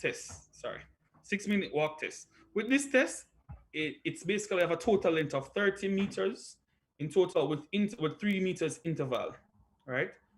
The conditions that are needed for this test, firstly, it is normally done inside on a flat surface. And if you were to go outside, the air would have to be, you know, on a flat surface without any hindrance in terms of like external factors. So that's what we suggest inside. And when persons are going to be doing re-evaluation, it has to be done at the same time of the day, same area. Right? So you don't want to change anything. Everything should remain the same. You're gonna also, you know, take the baseline vitals for your oxygen saturation, heart rate, blood pressure, right? Also gonna check for contraindication before starting, right? You're gonna check for contraindications before starting. You're gonna have like 10 minutes rest before starting the activity. During this time, the Borg scale is used to determine baseline dyspnea or shortness of breath or level of fatigue. Now, the Borg scale is the scale to the right. As you can see, this is numbered from 6 down to 20. And this obviously indicates, you know, how the person is feeling even at rest, because you want to know how they're feeling before the activity, right? So you have an indication of how it is and how they're functioning before the activity. Now, right, measurements that are important in this text is the amount of laps done in 6 minutes. The Borg scale is also used during and after the activity. So during the activity, while the person is doing the various laps, you ask them, how are you feeling? And they will tell you. First, obviously, you would have exposed them to the Borg scale and different ways they can express themselves. You know, would it be very, very light, fair, somewhat hard, very hard, extremely hard, maximum effort, etc. You know, so this scale actually helps you to identify where the person is at during the activity, meaning before the activity, during the activity, and even after the activity. Because at the end of the day, patient safety is very important. Now, for the 6-minute walk test, we use basically the how fast the person walk, right? The amount of laps, right? So we're basically going to use this information to basically develop how hard the individual can go, right? Intensity. So for the 6-minute walk test, as you can see, all right, so the 6-minute walk test distance, right, is equal to distance in 1 minute. Distance in 30 minutes would equal to distance times 30 minutes. Note, right? So the clients would be expected to keep up same walking pace throughout the walking training session that they achieved in the 6-minute walk test, therefore prescribing approximately 80% of the calculated distance. Now, for example, if the client walk 220 meters in 6 minutes, in 1 minute distance, it would be 220 divided by 6, which is 3.67 meters. Within 30, right? So 3.6 times 30, which is for the 30 minutes. I mean 30 in terms of the distance, rather. Sorry, right? So we calculate to get 1,100 meters. 80% of that would be the person should be able to walk 880 meters target distance in 30 minutes. So in 30 minutes, this person should be able to walk this. Oh, sorry. Now, so with an actual individual, we would use this information to calculate how far the person can walk in a given time. And when we calculate that, right, we will use that in itself as a baseline measurement.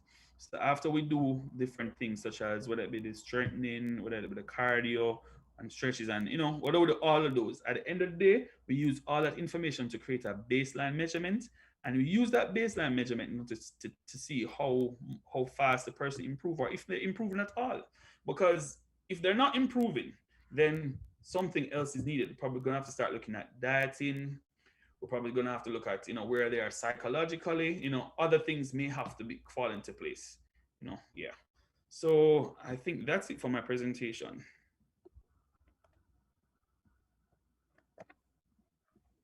Thank you so much, Mr. Duncan. Quite an interesting presentation. It is so packed with information, and I just want to say thank you for taking us inside the physiotherapist office and what takes place, and especially to that, what do you call it again? You call it walking prescription. Quite an interesting talk there, because we never know about walking prescription. So we want to thank you so much. Go ahead.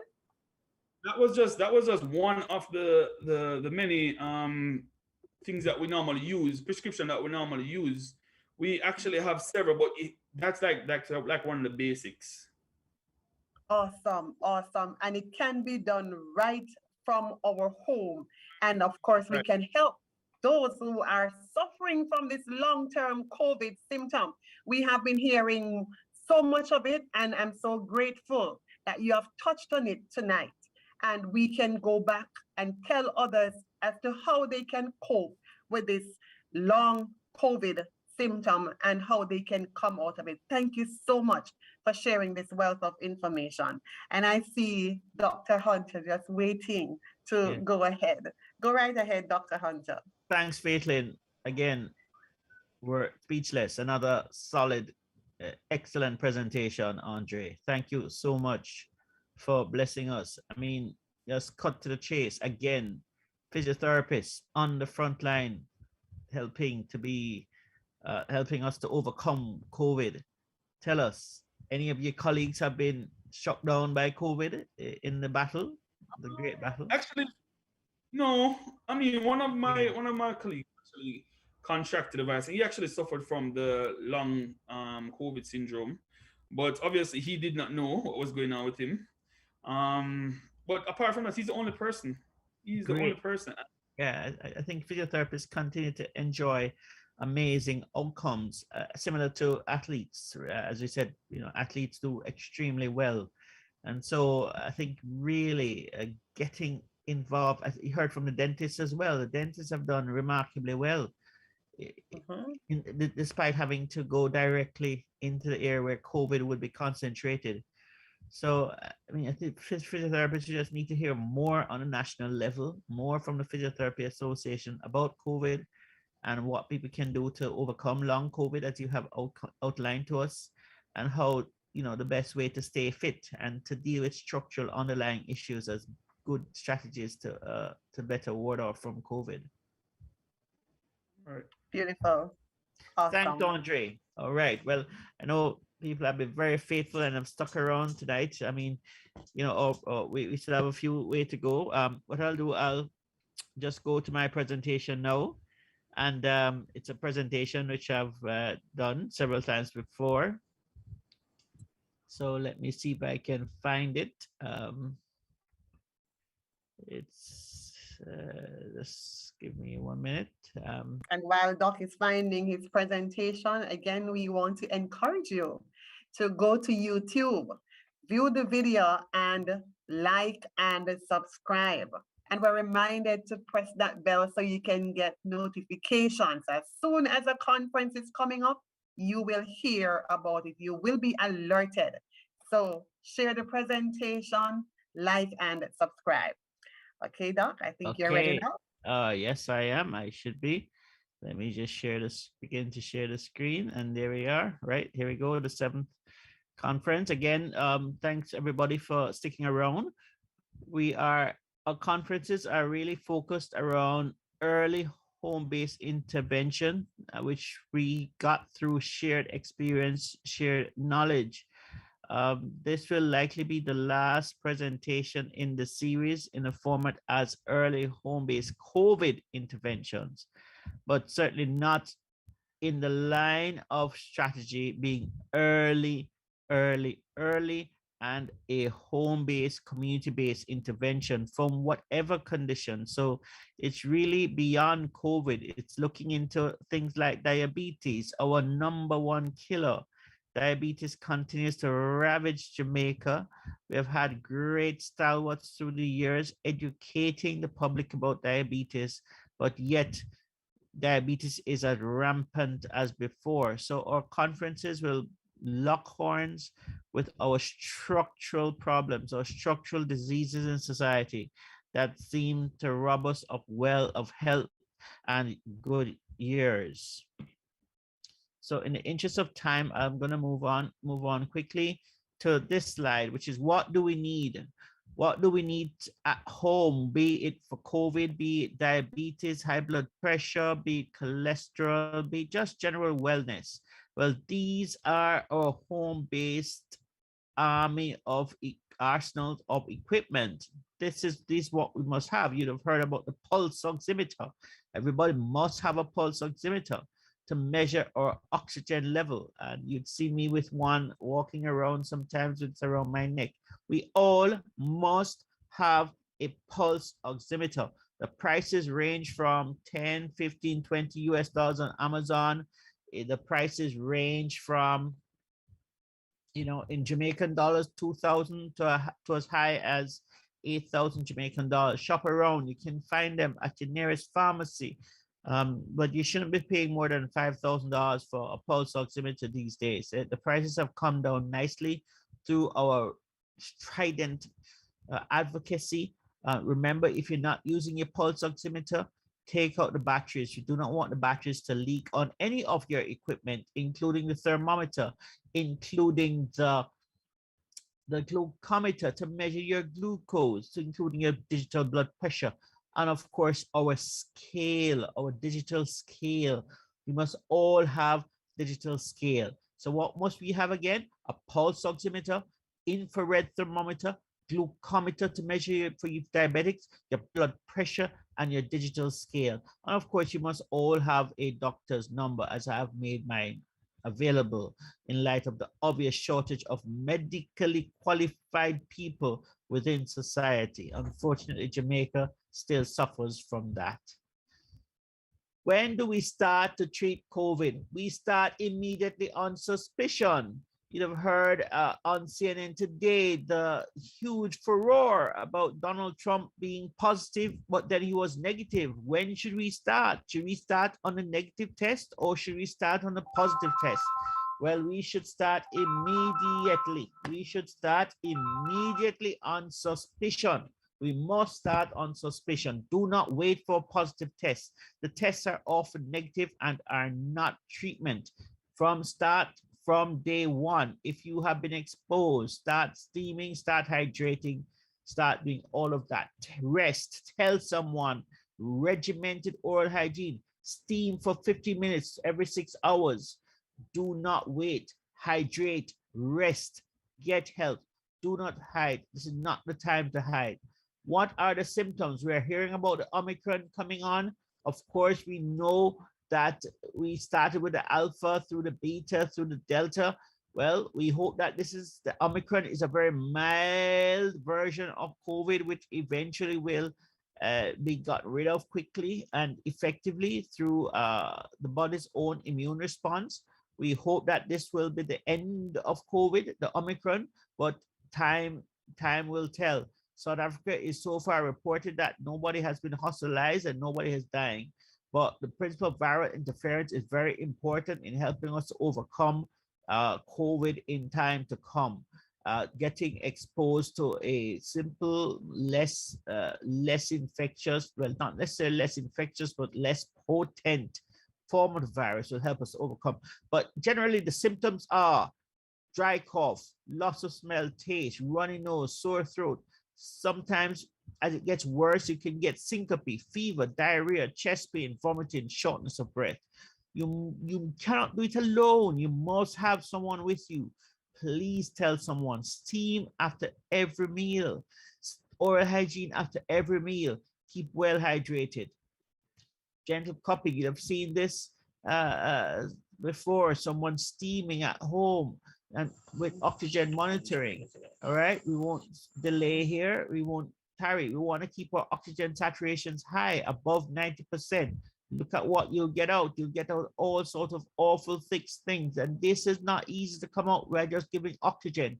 You need to steam, to melt, to bring up these secretions, which are, as our physiotherapist told us, Mr. Duncan told us, the secretion is thick and viscid and stubborn. And that's why steaming is so powerful. We must all have these slides. And everyone who is connected, who is watching, must have these slides, which is one, the equipment that we need in addition to the symptoms, the pulse oximeter, the thermometer, the digital blood pressure, the glucometer, and your digital scale. We must come out of COVID be much more enabled and competent to deal with medical conditions at home. Early treatment matters. Before steaming, we must hydrate. 3 to 5 large glasses of water before steaming. 10 menthol crystals as a 5 to 10 as a minimum. Now, hot water. If the water gets cool, then heat it up again and start again. But you need to get at least 30 minutes of steaming, and steam 4 to 5 times a day. The pulse oximeter, oxygen concentration 90 to 100%. That's where we need to keep it, above 95% ideally. And measure your oxygen level liberally. There's no restriction. You can keep it on all the time. Check your temperature. Your temperature should not be above 99 degrees Fahrenheit. If it's 105, as you'll hear, then you need to do something about it if it's 105. Hydrate. Taking medication is also part of COVID. That's why you need to have COVID-enabled doctors. Dr. Heyman, Dr. Arlene Rose, Dr. Hunter, several doctors, so many to mention now. I'm so happy and proud of my colleagues who have now taken the bull by the horn and are now treating COVID directly. And I remember that it's only the moderates and the severe that will go on to your blood thinners, your anti-inflammatories, your antibiotics, and the ivermectin, as you heard from Dr. St. Rose. And of course, monoclonal antibodies and remdesivir, certainly before you become severe. IV fluids can be given at home. Monitoring can be done at home. There's a good example of a home-based situation. Oxygen 100% with prone. Get some awful things off your chest, very much so. Oxygen saturation meters must be readily available. Pulse oximeters must be available. If your oxygen saturation 97% to 5% or below does not respond to steaming, you should go to the hospital or go to a doctor who can administer oxygen. You've seen this by now. Oral hygiene, floss, brush, Listerine, brush your teeth, brush your tongue, gargle for 2 minutes. That whole process, you're looking at 5 minutes. Steaming, you're looking at 30 minutes minimum, 3 to 5 times a day. That's what we're looking at. All doctors must be competent, must be enabled. You must have a doctor's number. They must know where the pharmacist is and the opening hours for the pharmacy. This is a little flow chart. You can look back at our early home-based conferences. Remember to subscribe. Click subscribe when you look on the YouTube channels. Please, if you haven't done so, click subscribe. We need those numbers up.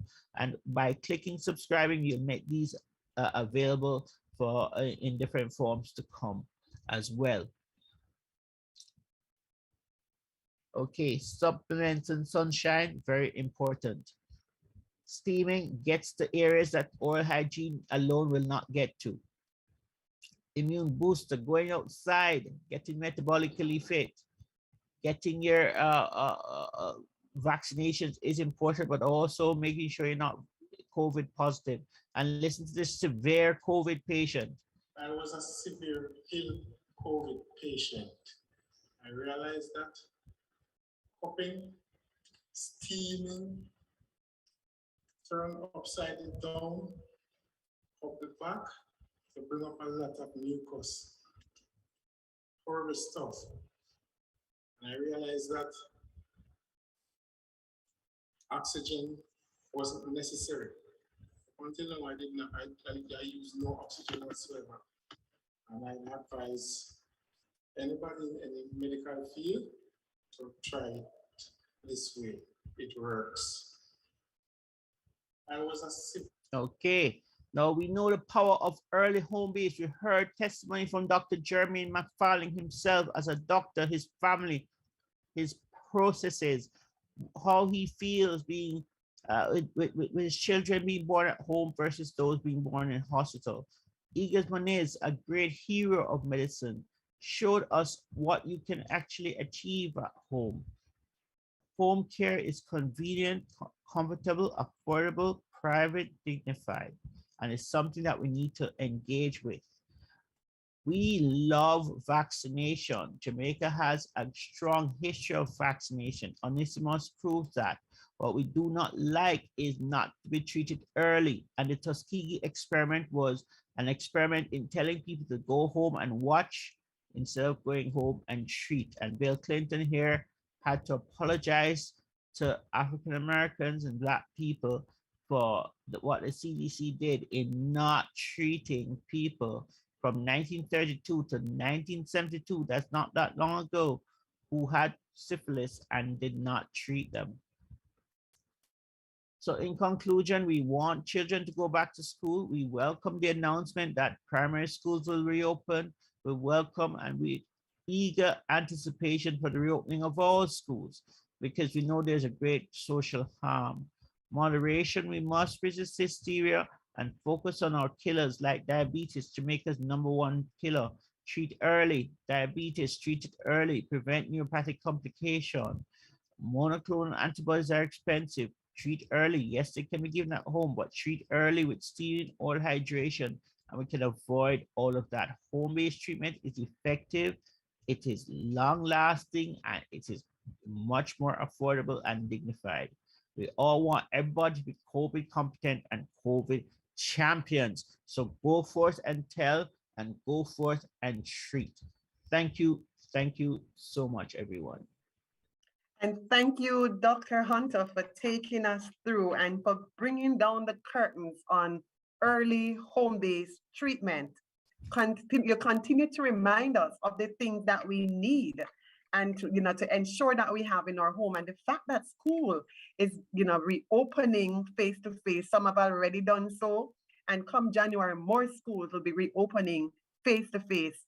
I saw on your slide there, every teacher needs to have a doctor's number and they need to have a pulse oximeter. By the way, Doc, as you talk about the pulse oximeter, if you could get back to the slide, or maybe you could use the one that you have right there and just explain to persons what the numbers on the pulse oximeter stand for. Again, it's going a little fast, I'm sorry, but you can go back and look back at our early home base. You see two figures, SpO2 and a pulse rate. Right now, my first number on the left for the SpO2 is the percentage oxygen concentration. And just like you're doing a test, you need to get in the 90s, ideally above 95% up to 100%. So the SpO2 is oxygen saturation, or O2 sat, or the percentage oxygen concentration. That normally should be 95 to 100%. In COVID, we're seeing those figures dropping below in the low 90s, getting worse yet, below in the 80%. And you'll hear from a few testimonials tonight. I think we have 3 testimonials waiting and raring to go, how their saturation fell and what they did. The number to the right of the SpO2 is something called the pulse rate, PR, the pulse rate or the heart rate. The pulse rate should normally be between 60 and 100 beats per minute in an adult. It should not be above 100. The pulse rate can go above 100, and it certainly should not be below 60, although it can be low into the 50s and 60s if you're a very, very, very fit athlete and somebody who exercises a lot. We know for fit individuals, their pulse rate can go as low as high 40s without a big consequence. Understand though that the pulse rate can go above 100. The SpO2 is never above 100. The maximum you'll get on the SpO2 is 100%. The SpO2 should not be below 90%. And ideally, you want to keep it below between 95 and 100%.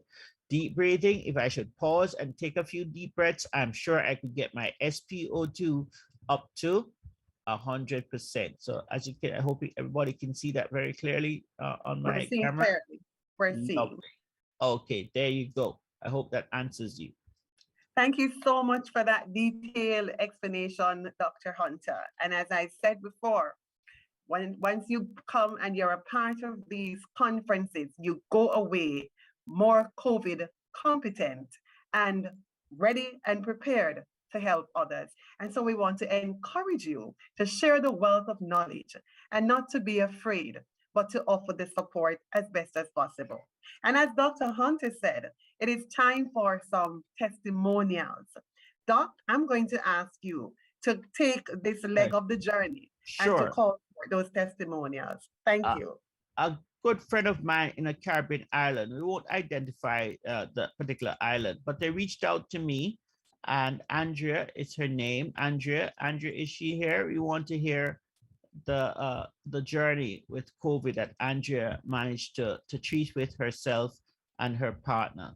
So Andrea, I'm going to ask you to unmute. Here we go. I'm going to ask you to unmute. Andrea, can you unmute for me, Andrea? Okay. And as we chat, I think our conference went so powerful, and so I think Andrea might be assistant. Andrea, are you there? I'm seeing two Andreas. Is it Andrea Hay or Andrea Hunter? I think it's Andrea Hay. Okay. Andrea Hay. Let me see if I can message them. But keep Yes. Andrea. Yes. Andrea Hay. Yes. Yes. Can you hear me? Yes, we can hear you. Can you share with us your COVID journey? My journey started, I believe, in December of 2020, where I had gotten the disease.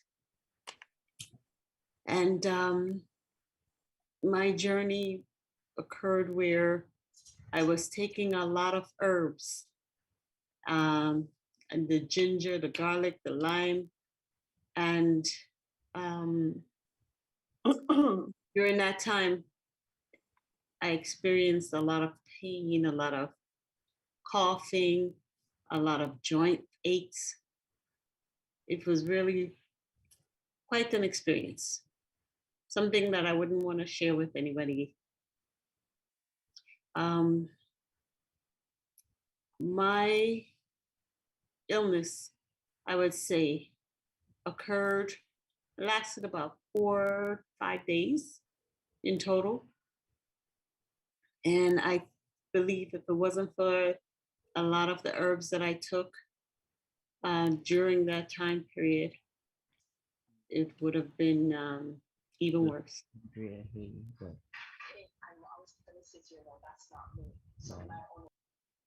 And that's all I have to share right now. Okay, thank you for sharing, Andrea, and you got it very early, 2020. Right. Yes. Go ahead, Doc.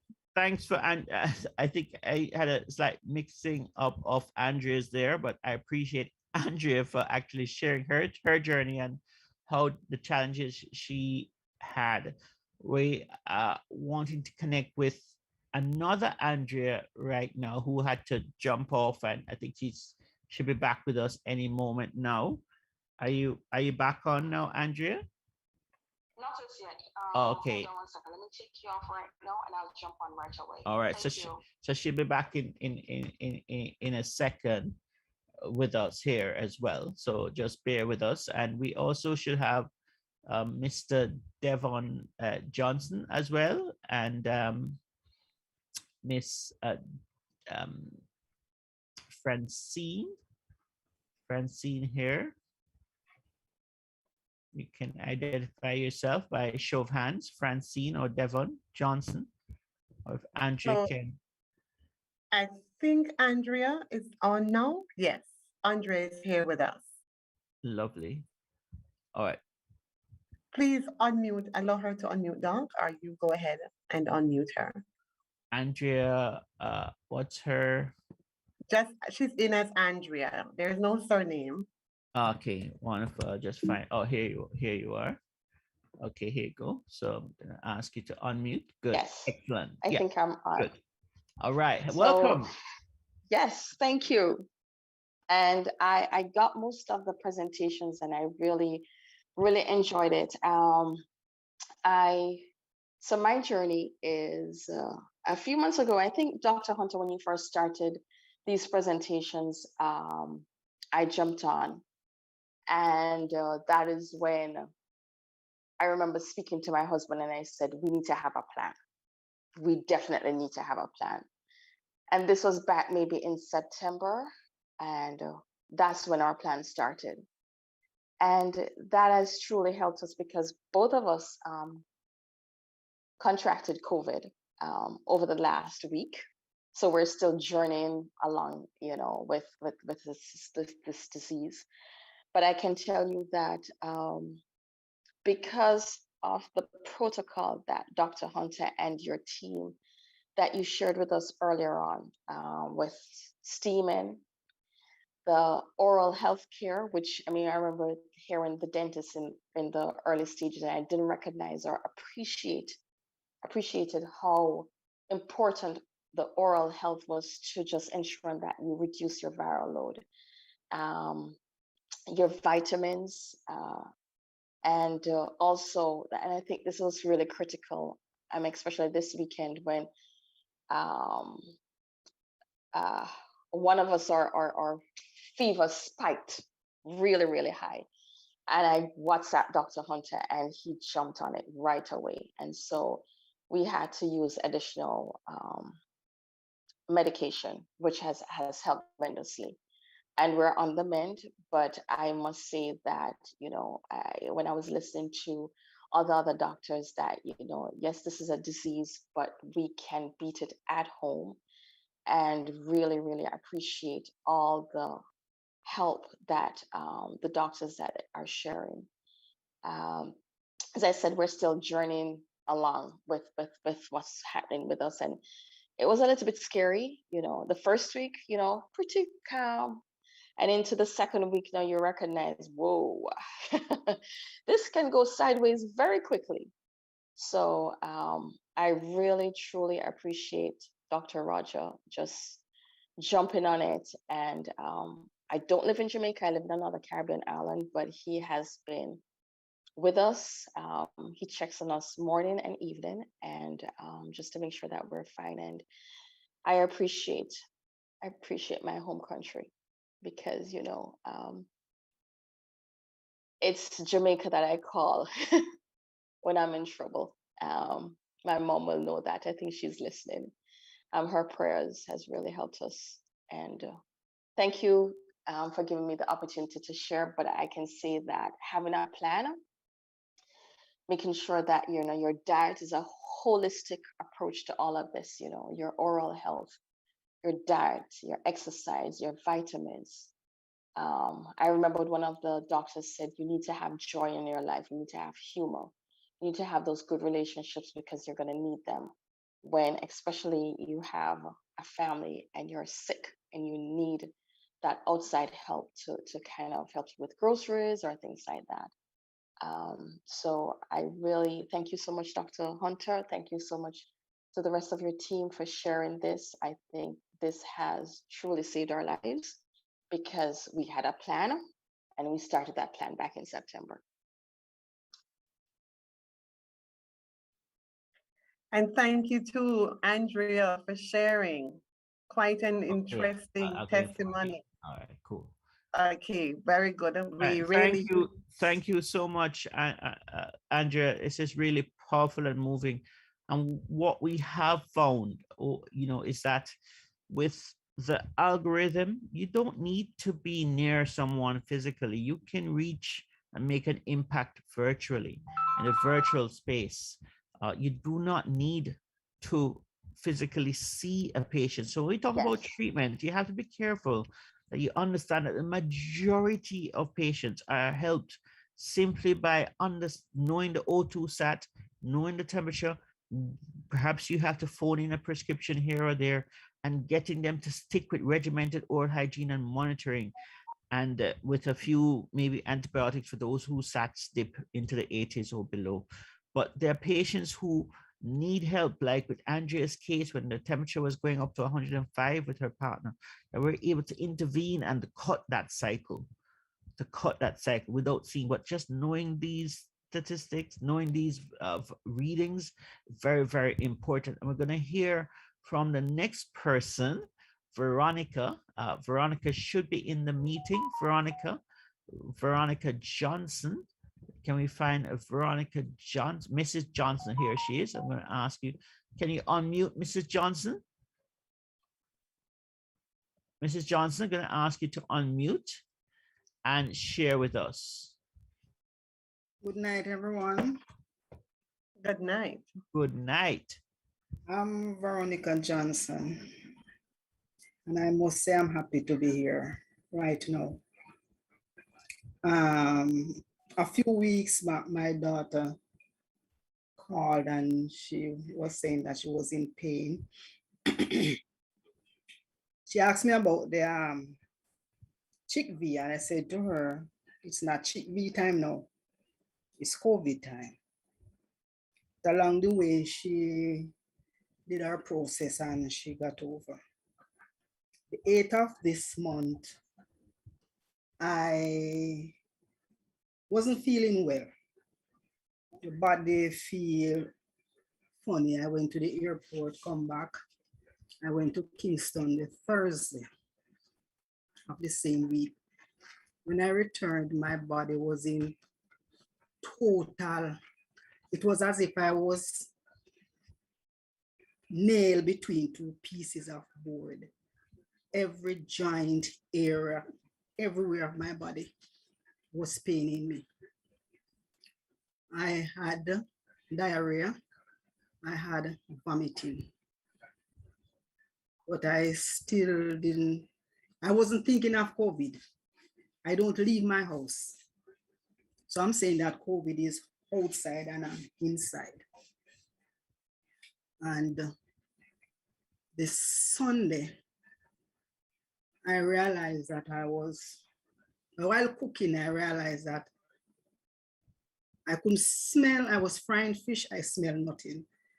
Chicken, nothing. And the pain was up. But still wasn't thinking of COVID. But I realized that I had this cough. Because it was so thick, tarry. When I take deep breath, it stopped just above my breast. Going further is this terrible cough. My husband said to me, what happened to you? I said, I don't know. He went for the oximeter and he called Dr. Hunter immediately after 3. And I heard, I was sitting in the setting, don't know anything. It's as if I was out. And I heard when Dr. Hunter said to him, Make sure you're taking that thing properly, you know, because the reading that you're giving me not right. It's either you're going to video it and send it to me, but make sure that my oxygen level was 40. And I start taking deep breathing, drinking my ginger, garlic, and turmeric tea. It reached to this stage that because I'm menopausal and the spiciness, my heart begin to move. So I started I double up on my pressure tablet to bring me to a level. Then I realized this fever, it will just shoot up from my stomach, go straight up in my face. And no matter what, it will not go away. So I had to put a wet towel across my forehead. Even though it feels like it check, nothing going. And it was after my husband called Dr. Hunter and he said to him in the morning, where are you going? He said he's getting ready for work. He said, wherever you're going this morning, make sure you find a pharmacy. Nowhere for you. And he returned with the medication and I started the medication. My clothes wet. That was when it's as if the fever began to check. And gradually, while taking the medication, the fever went. 3 days after, my taste returned.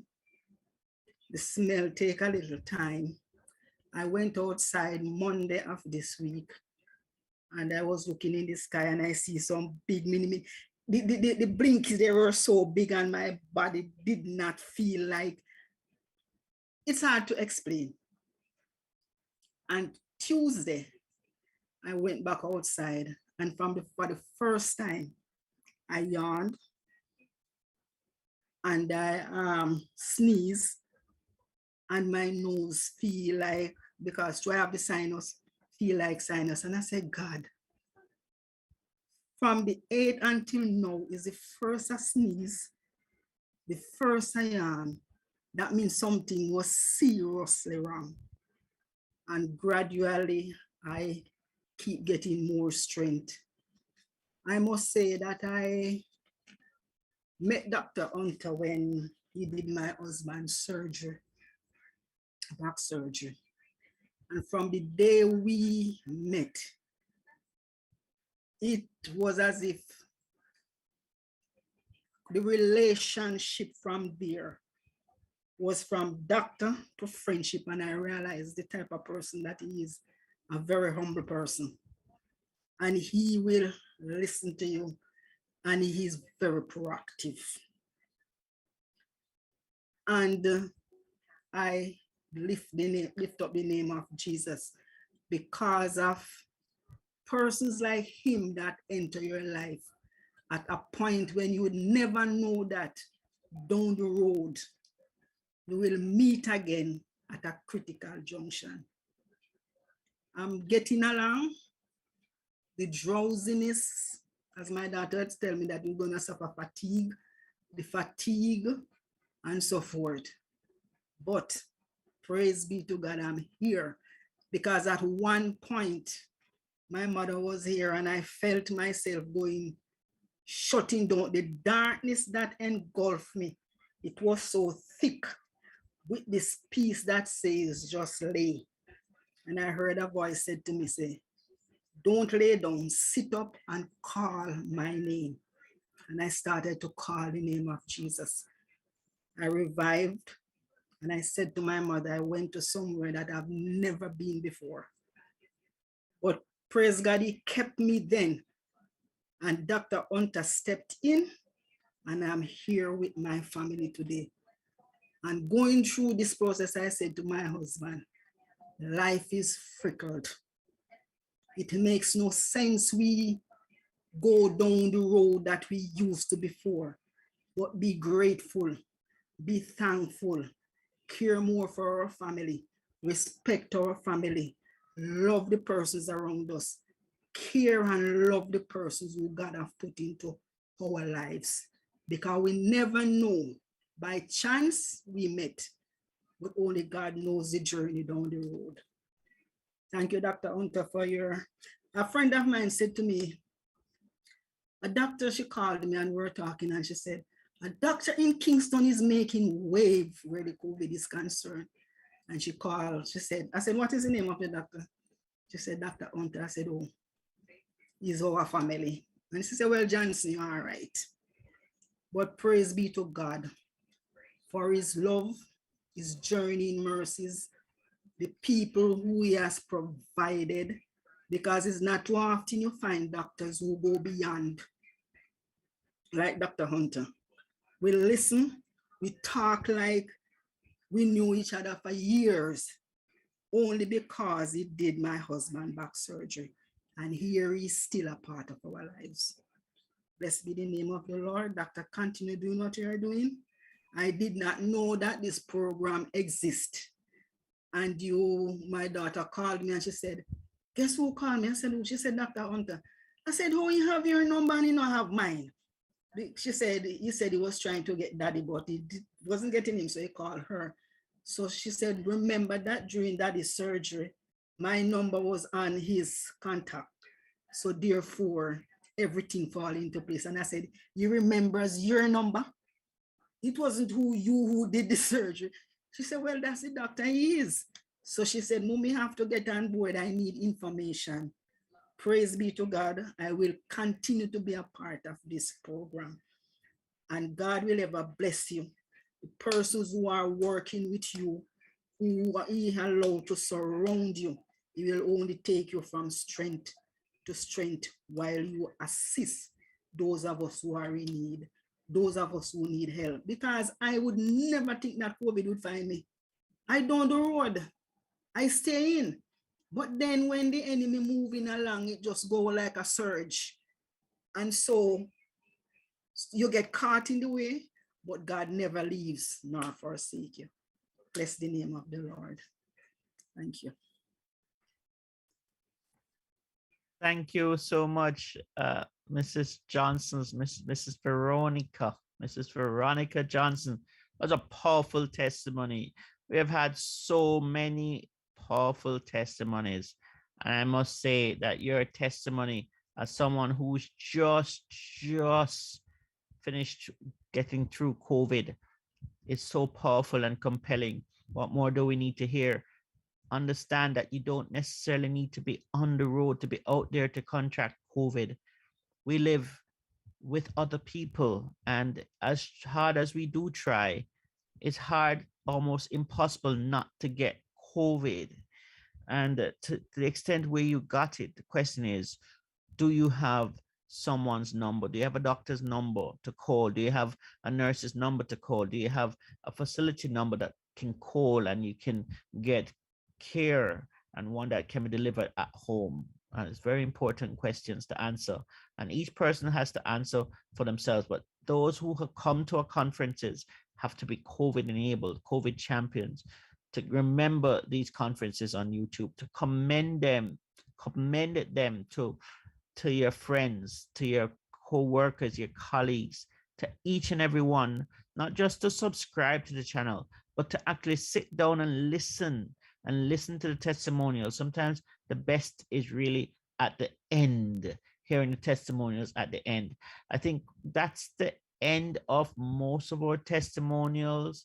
Now, if there's anybody who wants to offer a testimonial, you can raise your hand. Otherwise, we'll go into the Q&A and then we will wrap up proceedings for tonight. So is there any testimonial to be given from Dr. Kay Bailey? I see people that I know, I recognize. You can give the testimonials. Michael Muir, were you a COVID? Not sure. Nervelyn Crooks, if you have any testimonial, Miss Pamela, you can raise your hands and we will unmute you and allow you. Rev Jennifer Brown, would be good to hear from you tonight.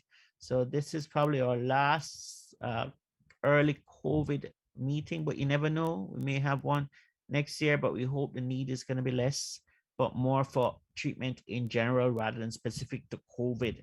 So if there are no specific testimonials, we want you to share with us through questions and comments. So I think we can open the floor now, Faithlin, to quick Q&As. What do you say?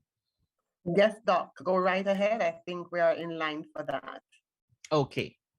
All right. So any questions at this stage? I know those who have journeyed with us and have kept the faith and have stayed to the end, have been faithful. We're happy to have questions, and hopefully I can give some answers at this stage.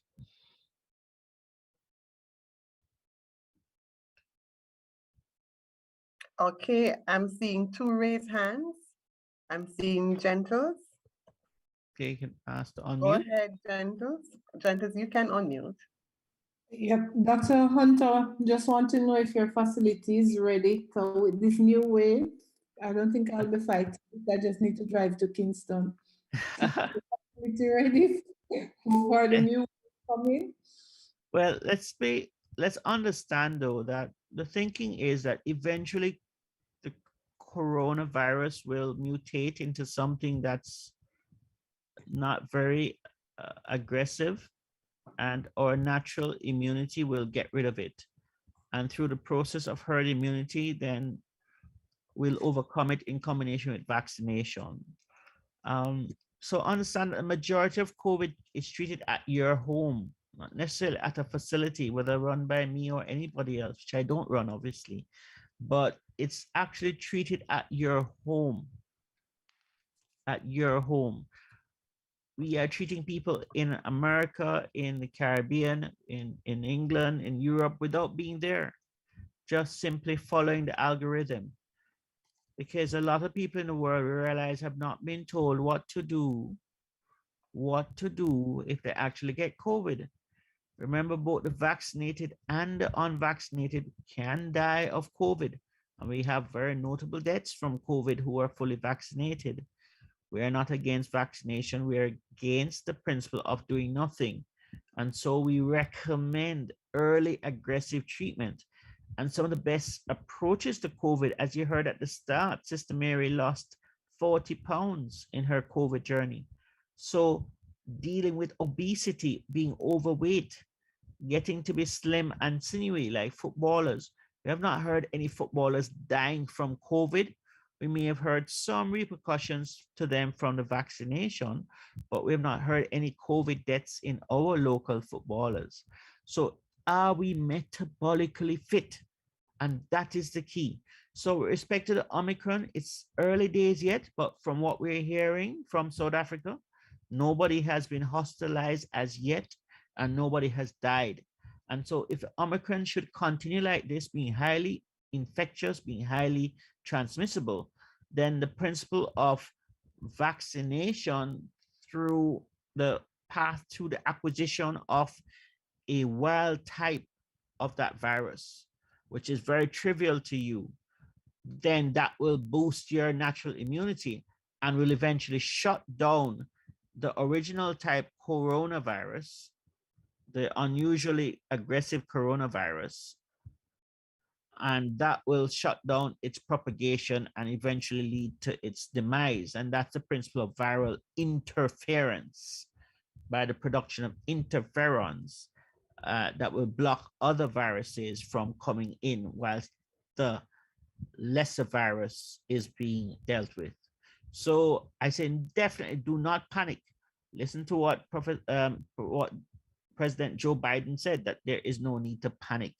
We must not get in the business of punishing countries who, when they discover a strain, that the first response is to lock them down. Can you imagine if Jamaica discovered a strain for the first time, the impact it would have on us as a country if we should be shut down? It would be absolutely devastating. So we need to have a more circumspect, a more balanced response. Here it is now that Omicron is being discovered in America, in Europe. And it's not necessarily that it's not here in Jamaica. It's just that perhaps we have not tested enough yet. And we're not as advanced as South Africa in detecting these things. So President Cyril Ramaphosa is right in saying, do not punish South Africa for discovering something that the world is not yet discovered, but surely, sooner or later, it will appear here. And the question is, when Omicron appears here, if it's not here already, in what state will it find us? And I hope and I pray to God that it really be the end, in that it will be a very mild virus, in which case the population will rapidly develop immunity to it and block the propagation of similar type viruses. Our numbers day on day, week on week, are going down and down and down, and we must not lose sight of that. So this is not the time to panic. COVID is still in the air. We still need to be COVID champions. We still need to be COVID competent, but at the same time, we have to look at the other killers, the other diseases like diabetes, like hypertension, like stroke, cardiovascular disease, and cancer. Get the packaging on the food labels right. Let's look at the other things that are attacking us, and let us get that in our sphere of or things to do, in our top of the list things to look at. So no panic and no need for concentration of care in facilities or institutionalized care. We're not into that. So I hope I've answered that question for you, Dr. Gentles. Okay, next question from Jeremy, is it? Next question. Jeremiah. Jeremiah. So, Jeremiah, you may unmute now. Hello, good night. This is like finding a nice gold mine. This is really great. But my question is there a plan to put a group like this, such powerful group, and to seek dialogue with the government? Because I don't really think the government is really pushing thing like this. Is there any plan to really have a conversation with the government on this going forward? Well, this is my question. A very powerful question. We have, of course, all the time at our conferences invited the House of Parliament, that's upper and lower house, to our conferences. And to be fair, they have attended. We've had parliamentarians on our platform. Some have spoken, some have not. We've had Senator Tom Tavares Finson. We have had chairman of the Mandeville Parish Council, Mayor Donovan Mitchell. He has attended. And we know other politicians have also listened. And remember, this conference is on YouTube, so you can always go back and hear and share. And also, if you haven't just yet done, Jeremiah, please subscribe to our channel. But we are always open to engaging with the authorities in terms of our shared experiences, how we have managed to get such excellent results using early home-based strategies. So thank you for your acknowledgement, for your good compliments. And we're asking you as well to be a trumpet and go and tell and go and carry the message. Okay, thank you, will do. You're welcome. Okay, next we have Naveen. Naveen, you may unmute. Good night, everyone. Good night. Good night. I am very honored to be on your program. I was diagnosed with COVID in September. I think it's the 28th of September I found out that I had COVID. I went to my doctor, Orlando Thomas, in Old Harbor. Excellent doctor. I was tested. Yes, Orlando Thomas. Yes, I know him. Very good doctor. Yes, yes, he is. Excellent. And he was treating me, and you know, I got my medications and so forth. But there were times, sometimes when he was so busy during the day, I can't get in touch with him. So I talked to one of my coworkers one day, and she said that I should talk to you. That is Dr. Hunter. And she gave me your number, and I started texting you, and you helped me. Between you and Dr. Thomas, you bring me right back, because I have underlying illnesses. I have high blood pressure, and I have a heart condition as well. God for the glory. Yes, yes, great things he has done. But from time to time, Dr. Hunter, I realized that the coughing, like if I wear the mask too much, because I went back to work in October. And I realized that in late October, I went back to work and I realized that sometimes if I have the mask on for too long and I work in the AC, it's like the cough Right. keep coming back. Yes, and sometimes I struggle to breathe. Yes. So I don't know what I should really do about this. I try to drink my vervain tea just the same, continue to do that. And steam. And I try to, yes, I still steam, and sometimes I would get up and go outside and get some fresh air. But because I work at a desk, sometimes I can't really stay away from the desk for too long. Right. But I don't know if there's anything else I can do to fix this problem. You may need to go on a slightly long course of antihistamines and mast cell stabilizers like Montelukast, perhaps for like a month, and see if that will aid and assist. Also, if you can exercise can actually help with allergic conditions, allergic tendencies. So if you can get out and do like half an hour of exercise in the morning and the evening, that can actually also assist. I think I'll try those. I'll try continue with the steaming. If you do have an air condition that you can control, I don't know if it's central or is it a window unit. No, it is not a window unit. It's not. Oh, it's essential, so you can't control the air that comes at you. Well, the thing No. is to try and say exercising. Try exercising really, and significantly at least 5 times a week. And I think that can also assist, along with things like Montelukast. You can go back to Dr. Orlando, and he can prescribe on Montelukast. But the truth is, a lot of patients I've actually treated, and I completely, it was really a deluge, and you are exactly one of them. An example of simply following the protocols, following the flyers, and just keeping in touch and keep monitoring, then you can get good outcomes from COVID. So you don't necessarily have to see someone to get excellent outcomes from COVID, just that they're prepared to listen and to follow up with you. So in this case, I'd certainly say to follow up with Dr. Thomas about that, because he's local to you, and see if he can give you Montelukast. You can look back at this program and show it to him, and also acknowledge him kindly and friendly from us. Give him all great regards. And of course, for you, we ask you to share this program and subscribe to it as well. Yes. Yes, sir. Thank you so much for that information. Thank you. You're most welcome. Right. I think no more I'm hands. not seeing any more raised hands, Doc. Okay. Did we see Tony K come into the room? Is Tony K or one of our original? Yes, indeed. Tony K, we want to say hello to you, to big you up. Can we unmute her to hear her voice? Go ahead. Great. Yes. Great night, everyone. As long as you don't want to see a picture of me right now, nobody wants. I'm seeing a picture of you right now. But thank you so much for all this information, Doc, and everybody, all the speakers, and Faith Lynn, the MC. I loved it. It was a great evening and great questions, everybody. Bless you, Tony K. Thank you, and keep with the COVID, being a COVID champion. I think you had gone through your own little battle as well, and continue to be a strength for others and point them in a direction, for instance, of these programs that can be of assistance to them. Absolutely. Great. Is Miss Nervelyn Crooks, can we get her to unmute and just say how she's getting on as a teacher and as a COVID overcomer? Let's I think at this stage we can allow everybody to unmute themselves. Go ahead and unmute. Nervelyn.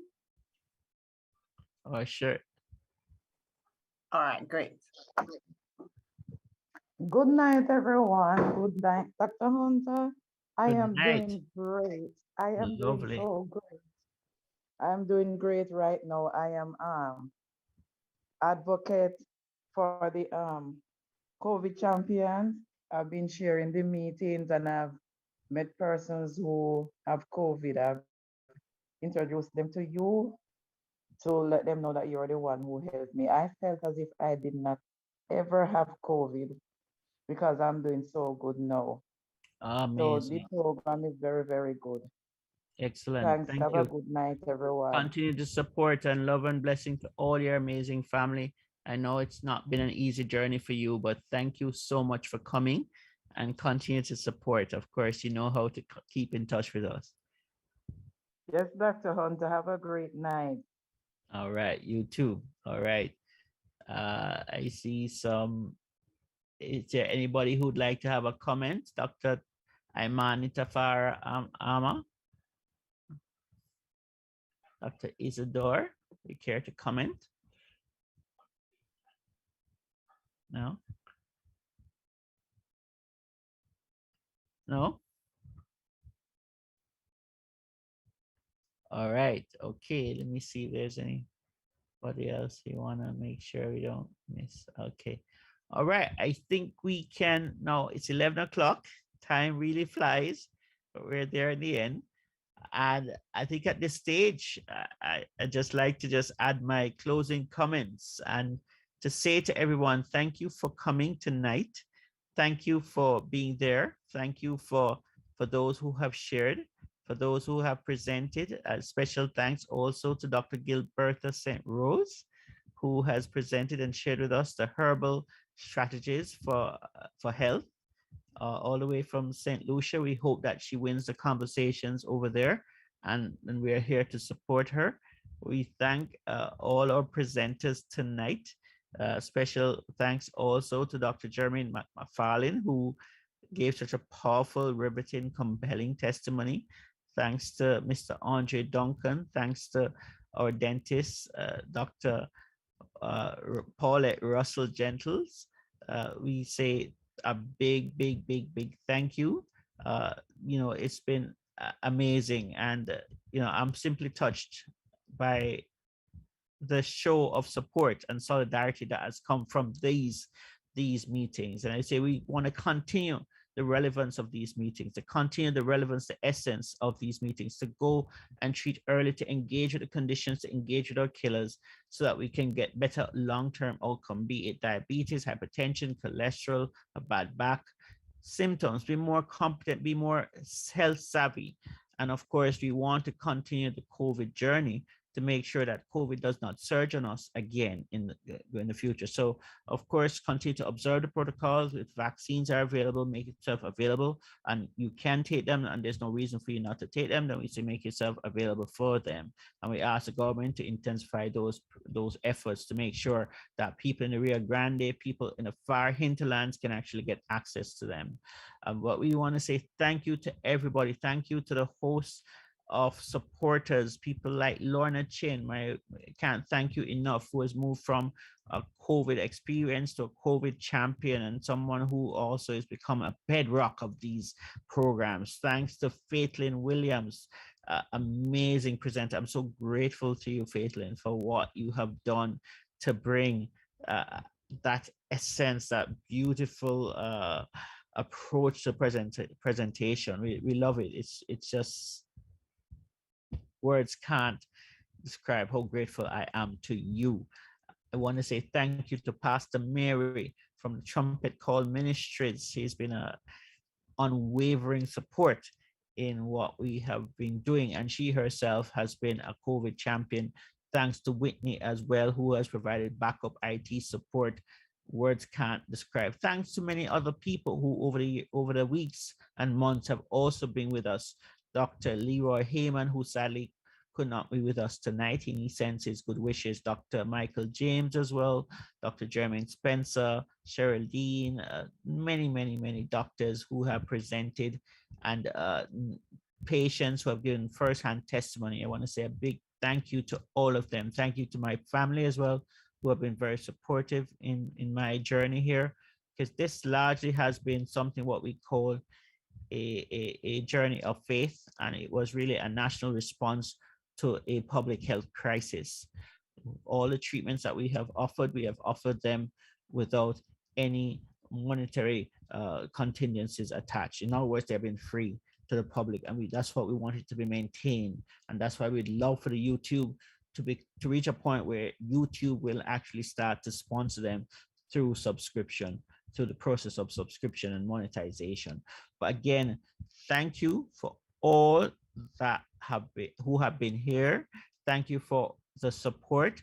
I urge that you continue to support what we do to become COVID champions and COVID competent, to remain calm, to avoid the stigma, resist hysteria, and to be your brother and sister's keeper. Thank you for all those who have not mentioned. Words can't describe enough my gratitude to you, to each and every one, your families that have allowed you to be here.